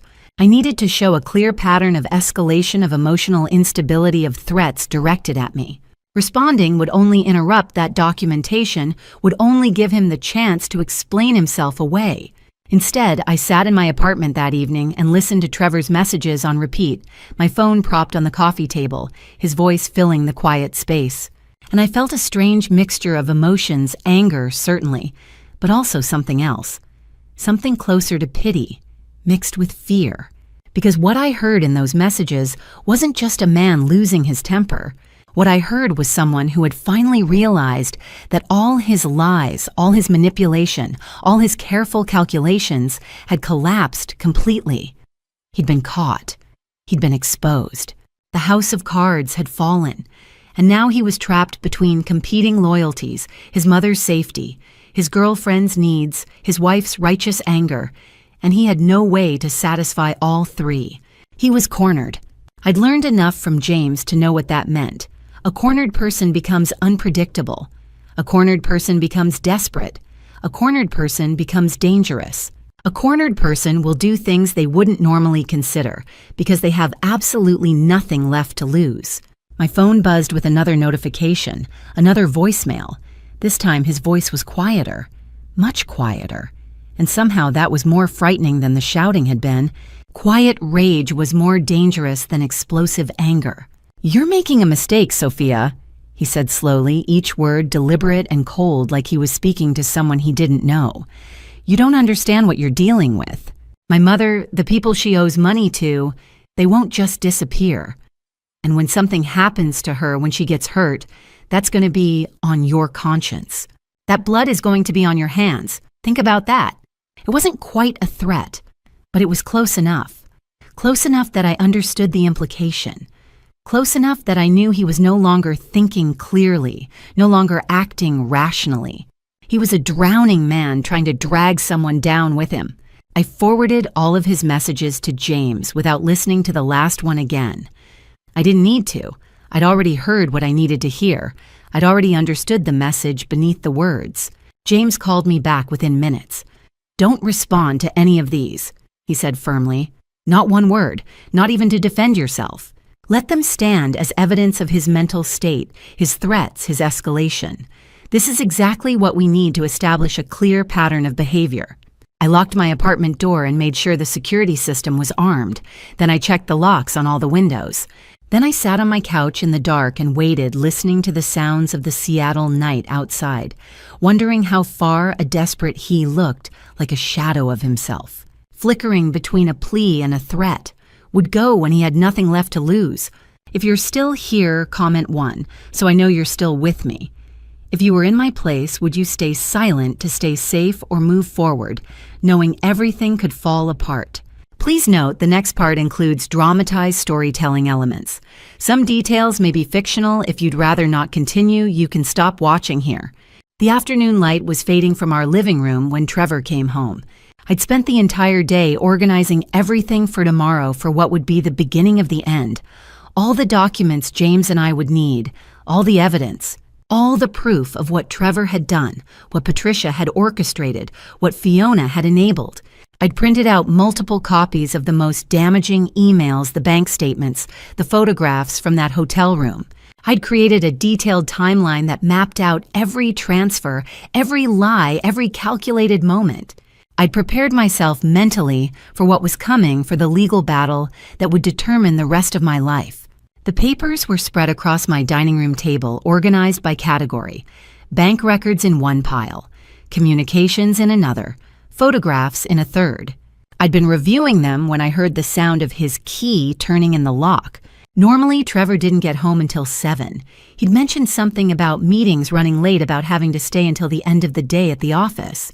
We barely spoke anymore, so I'd simply accepted what he said without question.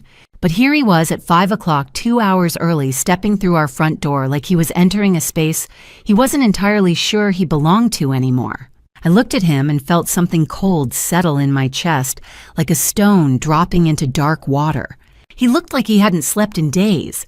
His eyes were hollow, sunk deep into dark sockets, the kind of hollowness that comes from hours of staring at nothing, from playing scenarios over and over in your mind until they become more real than reality itself. His face had a gaunt quality that hadn't been there before, not just tired, but actually diminished like stress, and fear had begun consuming him from the inside out. His shirt was wrinkled, untucked at the back. His hair, normally neatly combed, was disheveled, standing up at odd angles. His hands were clenched at his sides, the knuckles white. This wasn't the man I'd married. This was someone else. Someone fractured. Someone breaking apart at the seams.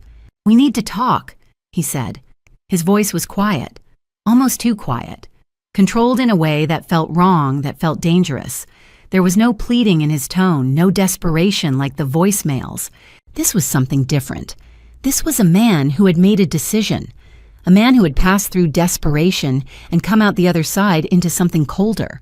"Yes," I said carefully. I remained standing, my hands loosely at my sides, my body language open but cautious. "We should." I watched him move further into the apartment. He didn't take off his shoes. He didn't set down his briefcase. He simply moved through the space like he was surveying it, like he was seeing it for the first time, or perhaps the last time. His eyes scanned the room, taking in the documents on the dining table. His expression didn't change, but something shifted in his body. A tensing, a tightening. He'd seen the papers. The sun was beginning to set outside the windows, casting long shadows across the apartment.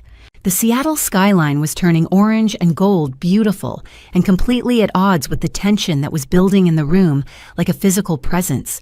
The city continued on outside, people going about their evening, the world turning completely indifferent to what was happening in this Capitol Hill apartment. He took another step toward me, and I found myself taking a corresponding step backward. Not consciously, but instinctively. Every nerve ending in my body was sending me signals. Something about the way he was standing. Something about the set of his jaw. Something about the flatness in his eyes. Something that told me this wasn't going to be a normal conversation. Then he reached behind him and closed the front door. And then he locked it. The sound of the deadbolt turning over was loud in the quiet apartment. Definitive. Final. It was such a small action, an ordinary action that people perform every day without thinking about it. But in this moment, in this context, it changed everything. Suddenly, the space that had felt like home, the space I'd bought, the space I'd decorated with care, the space where I'd imagined we'd build a life together, felt like something else entirely. It felt like a room, an enclosed space, a container, a cage. My heart began to accelerate, pounding against my ribs like it was trying to escape. My breathing shifted. I could feel adrenaline flooding my system, my body preparing for something my mind wasn't ready to name. "Why did you lock the door?" I asked. My voice sounded steady to my own ears, but I could feel the tremor beneath it. Every survival instinct I had was sending me warning signals, red flags, danger signals. My body knew something my conscious mind was trying to deny. "We don't want anyone hearing this, right?" he said. He didn't pose it as a question. It was a statement, an assumption, an implication, a threat wrapped in something that almost looked like civility. He took a step toward me. I took a step back. My hip hit the edge of the window seat. I could feel the coldness of the glass behind me. The city lights were beginning to twinkle in the gathering darkness outside, and I realized that I was trapped between the window and him, between the cold glass of the window and the increasingly unpredictable man blocking my only exit. "Trevor, what are you doing?" I asked. I tried to keep my voice calm, but I could hear the fear creeping into it. "I need you to listen to me," he said. "Really listen, for once in your life." "I'm listening," I said. I was trying to read him, trying to understand what came next, trying to figure out if I needed to run or if I could de-escalate this, trying to decide which option would keep me safe. "You're destroying everything," he said, his voice getting louder now. "Everything we built, everything we were supposed to have. Trevor, "No," he said. He raised his hand. "You don't get to talk, you get to listen." And in that moment, with my back against the window and his body between me and the locked door, with his voice rising and his eyes wild, I understood something that no voicemail could have conveyed. No amount of James's legal expertise could have prepared me for it. No amount of therapy or preparation could have made it any less real. This was not going to be a conversation. A conversation implies discussion, negotiation, the possibility of understanding. This was something else entirely. This was a man who had been backed into a corner, who had lost control of his life, his marriage, his circumstances, who was about to do something desperate, something he couldn't undo. I needed to get out of this apartment now.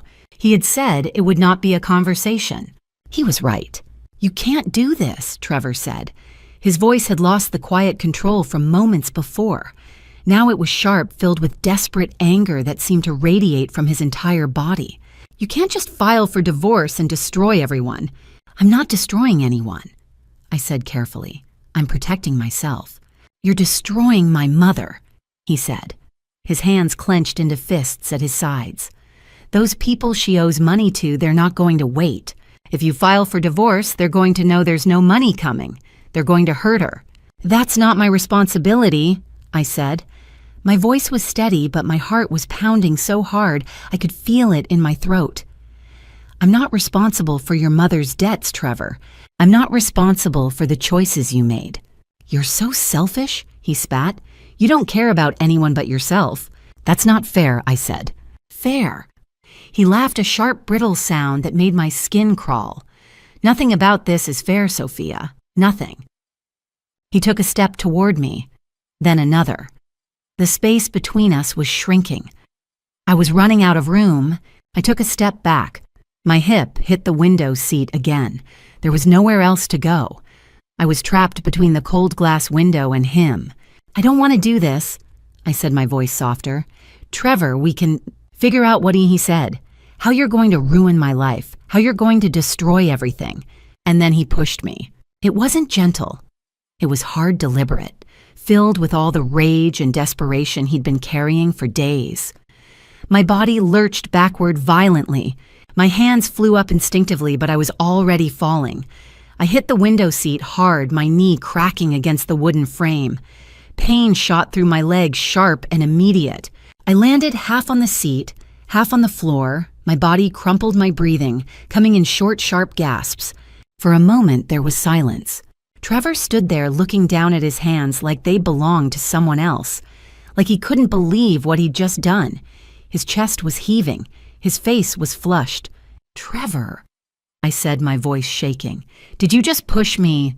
For a second, I saw something flicker across his face. Shock, recognition, horror at his own actions, and then it shifted. The anger came back even stronger than before. "If you file for divorce, you'll destroy everything," he said, his voice low and dangerous. "You'll destroy my mother." He moved toward me again, and I scrambled backward, pressing myself against the cold window. He grabbed my wrist, not gently, but with force, his fingers digging into my skin. I could feel the pressure of his grip, could feel the panic rising in my chest like floodwater. "Let go of me," I said. "You don't understand what you're doing," he said. "Let go," I repeated louder this time. That's when he called his mother. He pulled out his phone with his other hand, his thumb shaking as he found Patricia's number. The phone rang once, twice, and then she answered. "Mom," he said, his voice cracked. "Sophia's filing for divorce. She's going to go to the police. He held the phone to my ear, forcing me to listen. "Sophia." Patricia's voice was desperate, broken, filled with anguish. "Please, please don't do this. They're going to kill me. They said they would kill me if the money doesn't come through. Please, you have to stop this." "Mrs. Patricia," I started to say. "My son was just trying to help me," she sobbed. "He was just trying to save my life.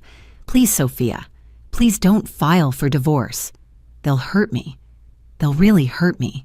Trevor pulled the phone away, his jaw clenched. "Do you see?" he said to me. "Do you see what you're doing?" My wrist was starting to hurt where he was gripping it. My entire body was trembling. The fear I'd been managing was starting to spiral into something darker, something more primal. "Trevor, you need to let go of me," I said. I forced my voice to stay calm, though every instinct I had was screaming at me to run. "You're scaring me." "I don't care if I'm scaring you," he said. "I care about my mother. I care about my family." That's when I felt it, the clarity. The moment where everything crystallized and I understood with absolute certainty that I was in danger, that this man, this person I'd married, was capable of hurting me. I stopped struggling. I stopped trying to reason with him. Instead, I reached into my pocket with my free hand, my fingers finding my phone. I pressed 911. The dispatcher answered on the first ring. 911. "What's your emergency?" "Someone is restraining me," I said calmly. "I'm at Capitol Hill in Seattle. My husband is holding my wrist. I'm afraid he's going to hurt me." Trevor's eyes went wide. "Sophia, what are you doing?" "Police are being dispatched," the dispatcher said. "Stay on the line. Can you tell me your address?" I gave my address without breaking eye contact with Trevor. I kept my voice steady and calm, even as his grip on my wrist tightened, even as he started to plead. "You're destroying everything," he said. "You're destroying my mother." We heard the sirens first distant, then getting closer, the familiar wail of Seattle police cutting through the night. Trevor froze. His grip loosened but didn't release. He stared at me and I could see the full weight of what he'd done beginning to settle on him. The sirens got louder. Red and blue lights began flashing through the windows, painting the apartment in alternating colors. There was a knock on the door.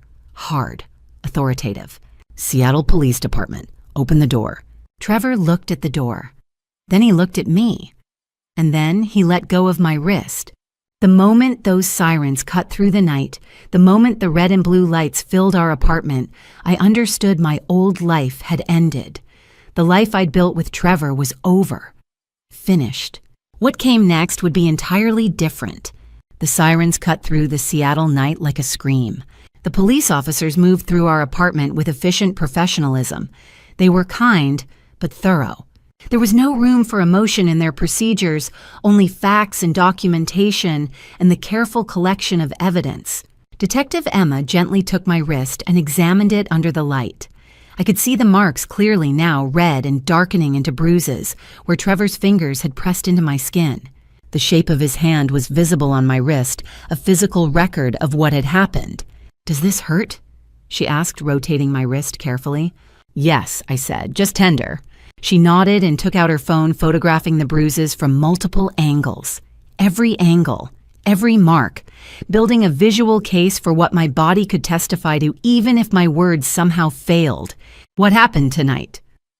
Detective Emma asked her pen, poised over her notebook. I told her.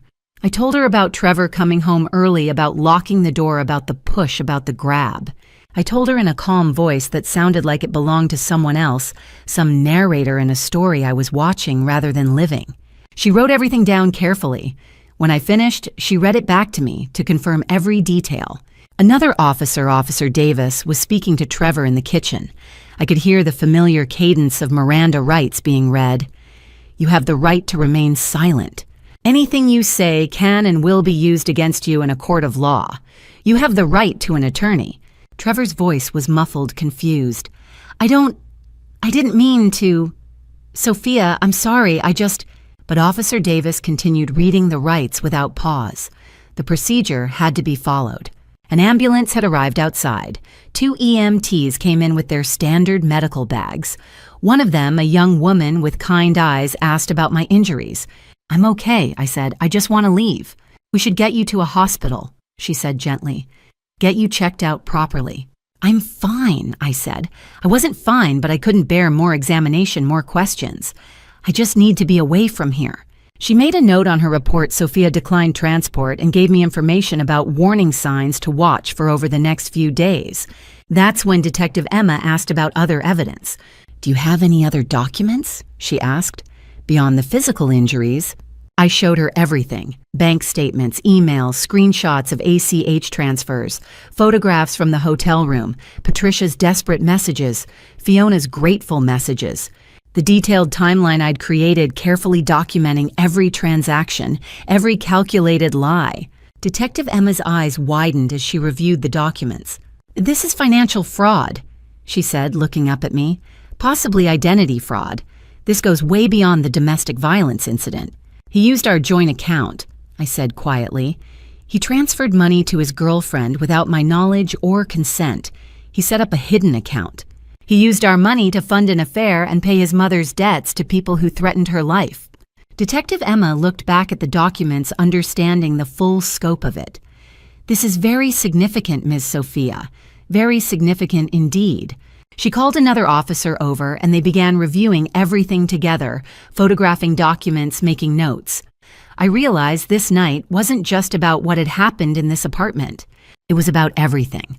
All of it. All at once. Officer Davis finished reading Trevor his rights and placed him under arrest. Trevor Williams. Officer Davis said formally, "You are under arrest for domestic violence, financial fraud, and unauthorized use of a joint financial account." I watched as handcuffs were placed on Trevor's wrists. I watched as my husband, the man I'd promised my life to, the man I'd built a home with, was led out of our apartment in handcuffs. He looked at me as they moved him toward the door. "Sophia," he said. His voice was small, broken. "Sophia, I didn't want this. I didn't want any of this." I didn't respond. I couldn't. I stood there and watched him leave, and I felt nothing. No anger, no pity, no satisfaction, just a deep, hollow emptiness. The officers finished and began to leave. Detective Emma handed me her card. "We're going to want to speak with you again," she said. "There will be statements to formalize. If you feel unsafe, we can connect you with victim services. They have resources, counseling, legal advocacy." "Thank you," I said. I locked the door behind them. For the first time since Trevor came home early that evening, I was truly alone in the apartment. The silence was deafening. I stood in the living room looking at the space where everything had happened, and I realized this place, this home I'd worked so hard to build, would never feel the same again. My phone rang. "Melissa." "Oh my God," she said. "Sophia, are you okay? The police just told us they arrested someone at your address." "I'm okay," I said. "I'm okay. I'm coming over right now. Don't you dare go to bed before I get there. You shouldn't be alone." "Thank you," I said. While I waited for Melissa, I looked down at my hand, at my wedding ring, the symbol of the life I'd built with Trevor, the promise I'd made. I twisted it slowly on my finger, then carefully I pulled it off. I didn't throw it away. I just set it on the table next to me, a small band of metal on a table in an apartment that no longer felt like home. Melissa arrived 30 minutes later with coffee and a fierce expression. She held me without saying anything. Sometimes there's nothing to say. Sometimes the only thing that helps is the presence of someone who cares. That night, I slept in my own bed in my own home. But when I woke up the next morning, I understood something fundamental. I was no longer the same person who had fallen asleep. My old life, the one I'd built with Trevor, had ended the moment police walked through that door. What came next would be entirely new, entirely mine, entirely different.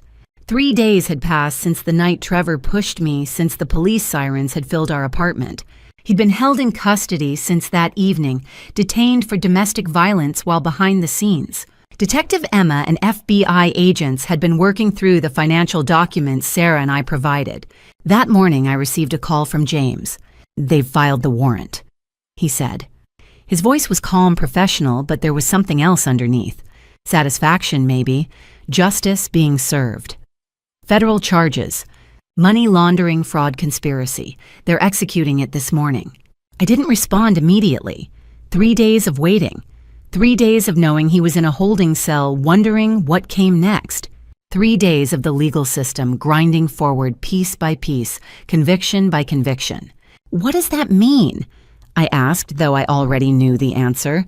"It means," James said, "that Trevor is no longer being held for a domestic assault charge. He's being arrested formally, officially, with a federal warrant for money laundering, fraud, and conspiracy. The FBI has moved from investigation to prosecution." The knock came at my apartment door at 8:47 a.m. Detective Emma stood there with 2 FBI agents in dark suits. They weren't there for me. They were there to show me the warrant, to show me that the legal system had done its job. "We're executing a federal arrest warrant for Trevor Hayes," one of the agents said, handing me a copy. The document was thick, official, stamped with authority, federal court, state of Washington. List of charges: wire fraud, money laundering, conspiracy to commit fraud. I stared at the numbers.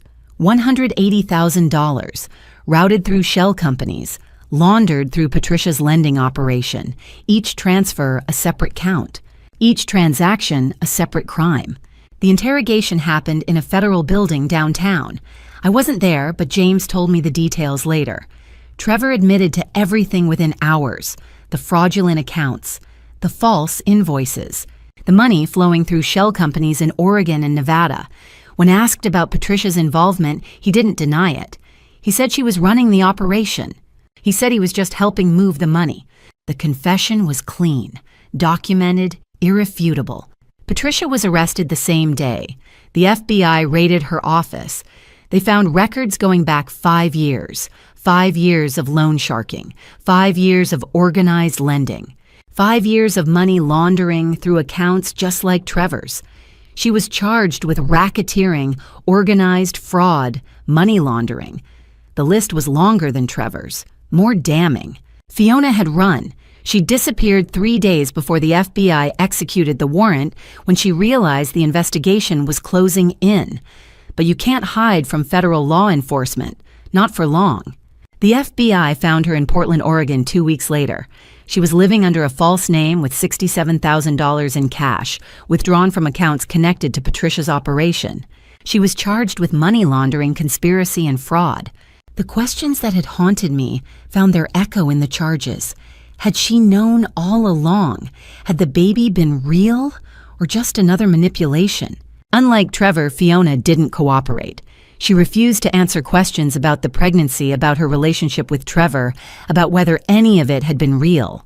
She maintained her silence through interrogation, through indictment, through preliminary hearing. Just a blank expression, no emotion, no regret, just the cold stare of someone who'd been caught. The federal prosecutor's office moved quickly.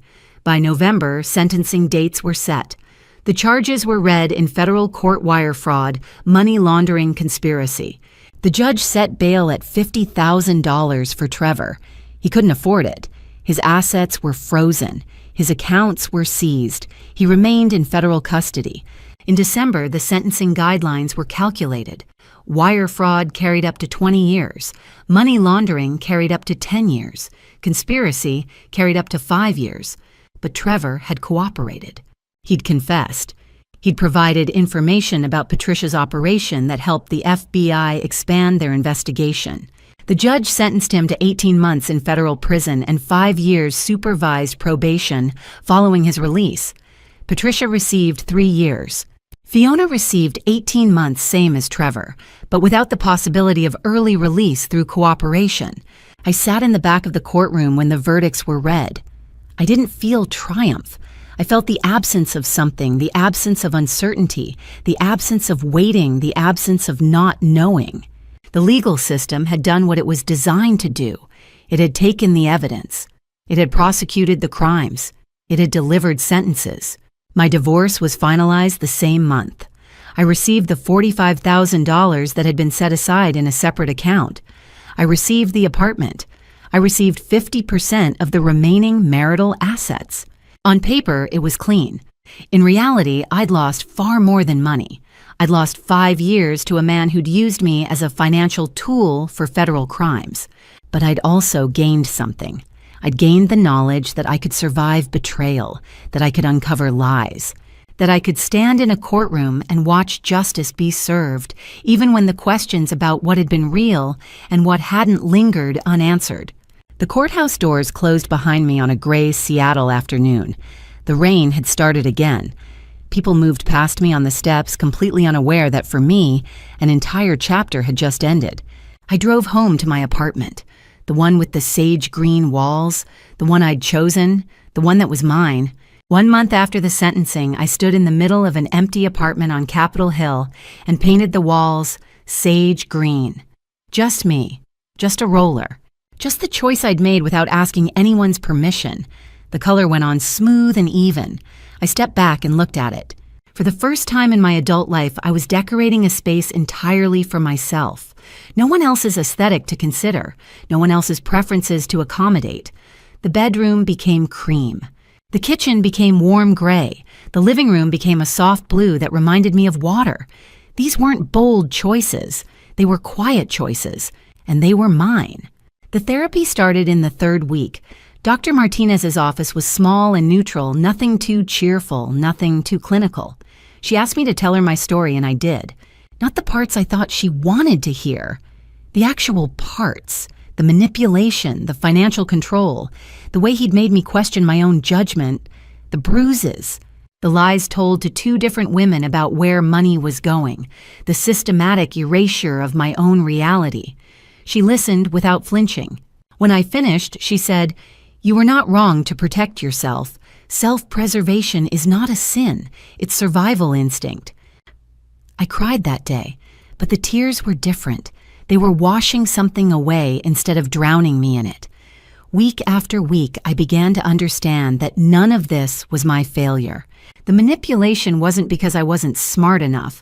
The lies weren't because I didn't love hard enough. The violence wasn't something I provoked. It was something that happened to me, and I survived it. 3 months into my new apartment, I walked into the Amazon offices in Seattle and made a decision to stop making myself smaller. I started speaking up in meetings. I proposed a complete redesign of our user experience platform. I challenged assumptions that had been accepted for years. My manager noticed. By month 6, I was promoted to Vice President of UX Design. The salary increase meant I could breathe without checking my bank account. I wasn't dependent on anyone anymore. I wasn't waiting for someone to approve my spending or question my decisions. I earned my money. I made my choices. That independence wasn't just financial, it was fundamental. It rewired how I moved through the world. Melissa had been there through everything, but in this new phase, she became a witness to my transformation. We'd grab coffee, and she'd just watch me with this proud smile. One afternoon, I was telling her about some small victory at work, and I caught myself diminishing it. "I'm not strong enough for this," I said. She stopped me immediately. "You're not strong. You left a marriage where you were being destroyed. You fought in court. You're rebuilding your entire life. What do you think strength looks like?" I opened my mouth to argue to diminish what I'd done, but she continued, "I'm proud of you. You need to be proud of you too." Something clicked in that moment. I wasn't just surviving anymore. I was actually living, building something, moving forward. One afternoon in late August, I asked Melissa if she wanted to go to Alki Beach. We sat on the sand as the sun started its descent. I stared at the water for a long time before speaking. Melissa didn't push. That was one of the things I loved about her. She could sit in silence without making it awkward. Eventually, I turned to her and said, "I'm going to write about this, about all of it." She looked surprised. "Why?" I took a breath and watched the waves. Because there are other women out there. Women who are where I was. Women who think they have to stay. Women who think it's their fault. I paused, and then I said it clearly. I want them to know they're not alone, and they can completely leave. Writing this story hasn't been easy. Every word has required me to relive moments I spent months trying to forget. But I needed to do it. My marriage wasn't a failed love story. It was a story about a woman who found herself again. It was a story about recognizing that the person you married isn't always who you thought they were, and that staying doesn't make you loyal, it makes you complicit in your own destruction. If you're in a relationship where you feel small, where you question whether you're good enough, where you're being abused financially or physically or emotionally, you don't have to stay. You're not breaking anything by leaving. You're saving something yourself. I didn't destroy a family. I refused to let myself be destroyed, and I have the right to live with that decision. My life now isn't perfect. Some days I still wake up with anxiety. I still see therapists. I still have hard conversations about my choices, but my life is mine. I choose my wall colors. I choose my career path. I choose which bridges to burn and which ones to rebuild. That autonomy, that agency over my own existence, that's worth every difficult moment it took to get here. Standing on Alki Beach that day, feeling the salt air on my skin, I realized something fundamental. Life doesn't have to be perfect to be worth living, but it has to be yours. I share this story not to seek pity, but to offer a hard-won lesson. Don't be like me. Don't hope that love will change someone. Don't allow family revenge or family betrayal to turn you into a helpless victim. I learned that you cannot save anyone if you're drowning yourself. God gave me the strength to recognize the truth. God gave me the heart to forgive not for them, but for myself. God gave me the right to walk away. Family revenge destroys everyone it touches. Family betrayal can shatter you, but it can also rebuild you into a stronger version of yourself. When you experience family revenge or suffer from family betrayal, remember this: you have choices. I refuse to let family betrayal define me. I rejected family revenge as my path forward. Instead, I chose healing. The lesson I learned: I have no responsibility to save anyone. I only have responsibility to save myself. If you're in a similar situation, reach out to abuse support organizations in your community. You deserve help. You deserve freedom. You deserve a life that is entirely yours. If this story resonated with you, please comment below, share your thoughts, and subscribe to our channel for more stories about resilience and empowerment. Thank you for following Sophia's journey to the very end. Your support means everything. Important disclaimer: this content contains dramatized storytelling elements for educational purposes. While the core lessons about recognizing financial and emotional abuse are real, some details and circumstances have been modified or fictionalized to create a more coherent narrative. If this storytelling style doesn't resonate with you, that's completely okay. I encourage you to seek out content that better fits your needs and preferences.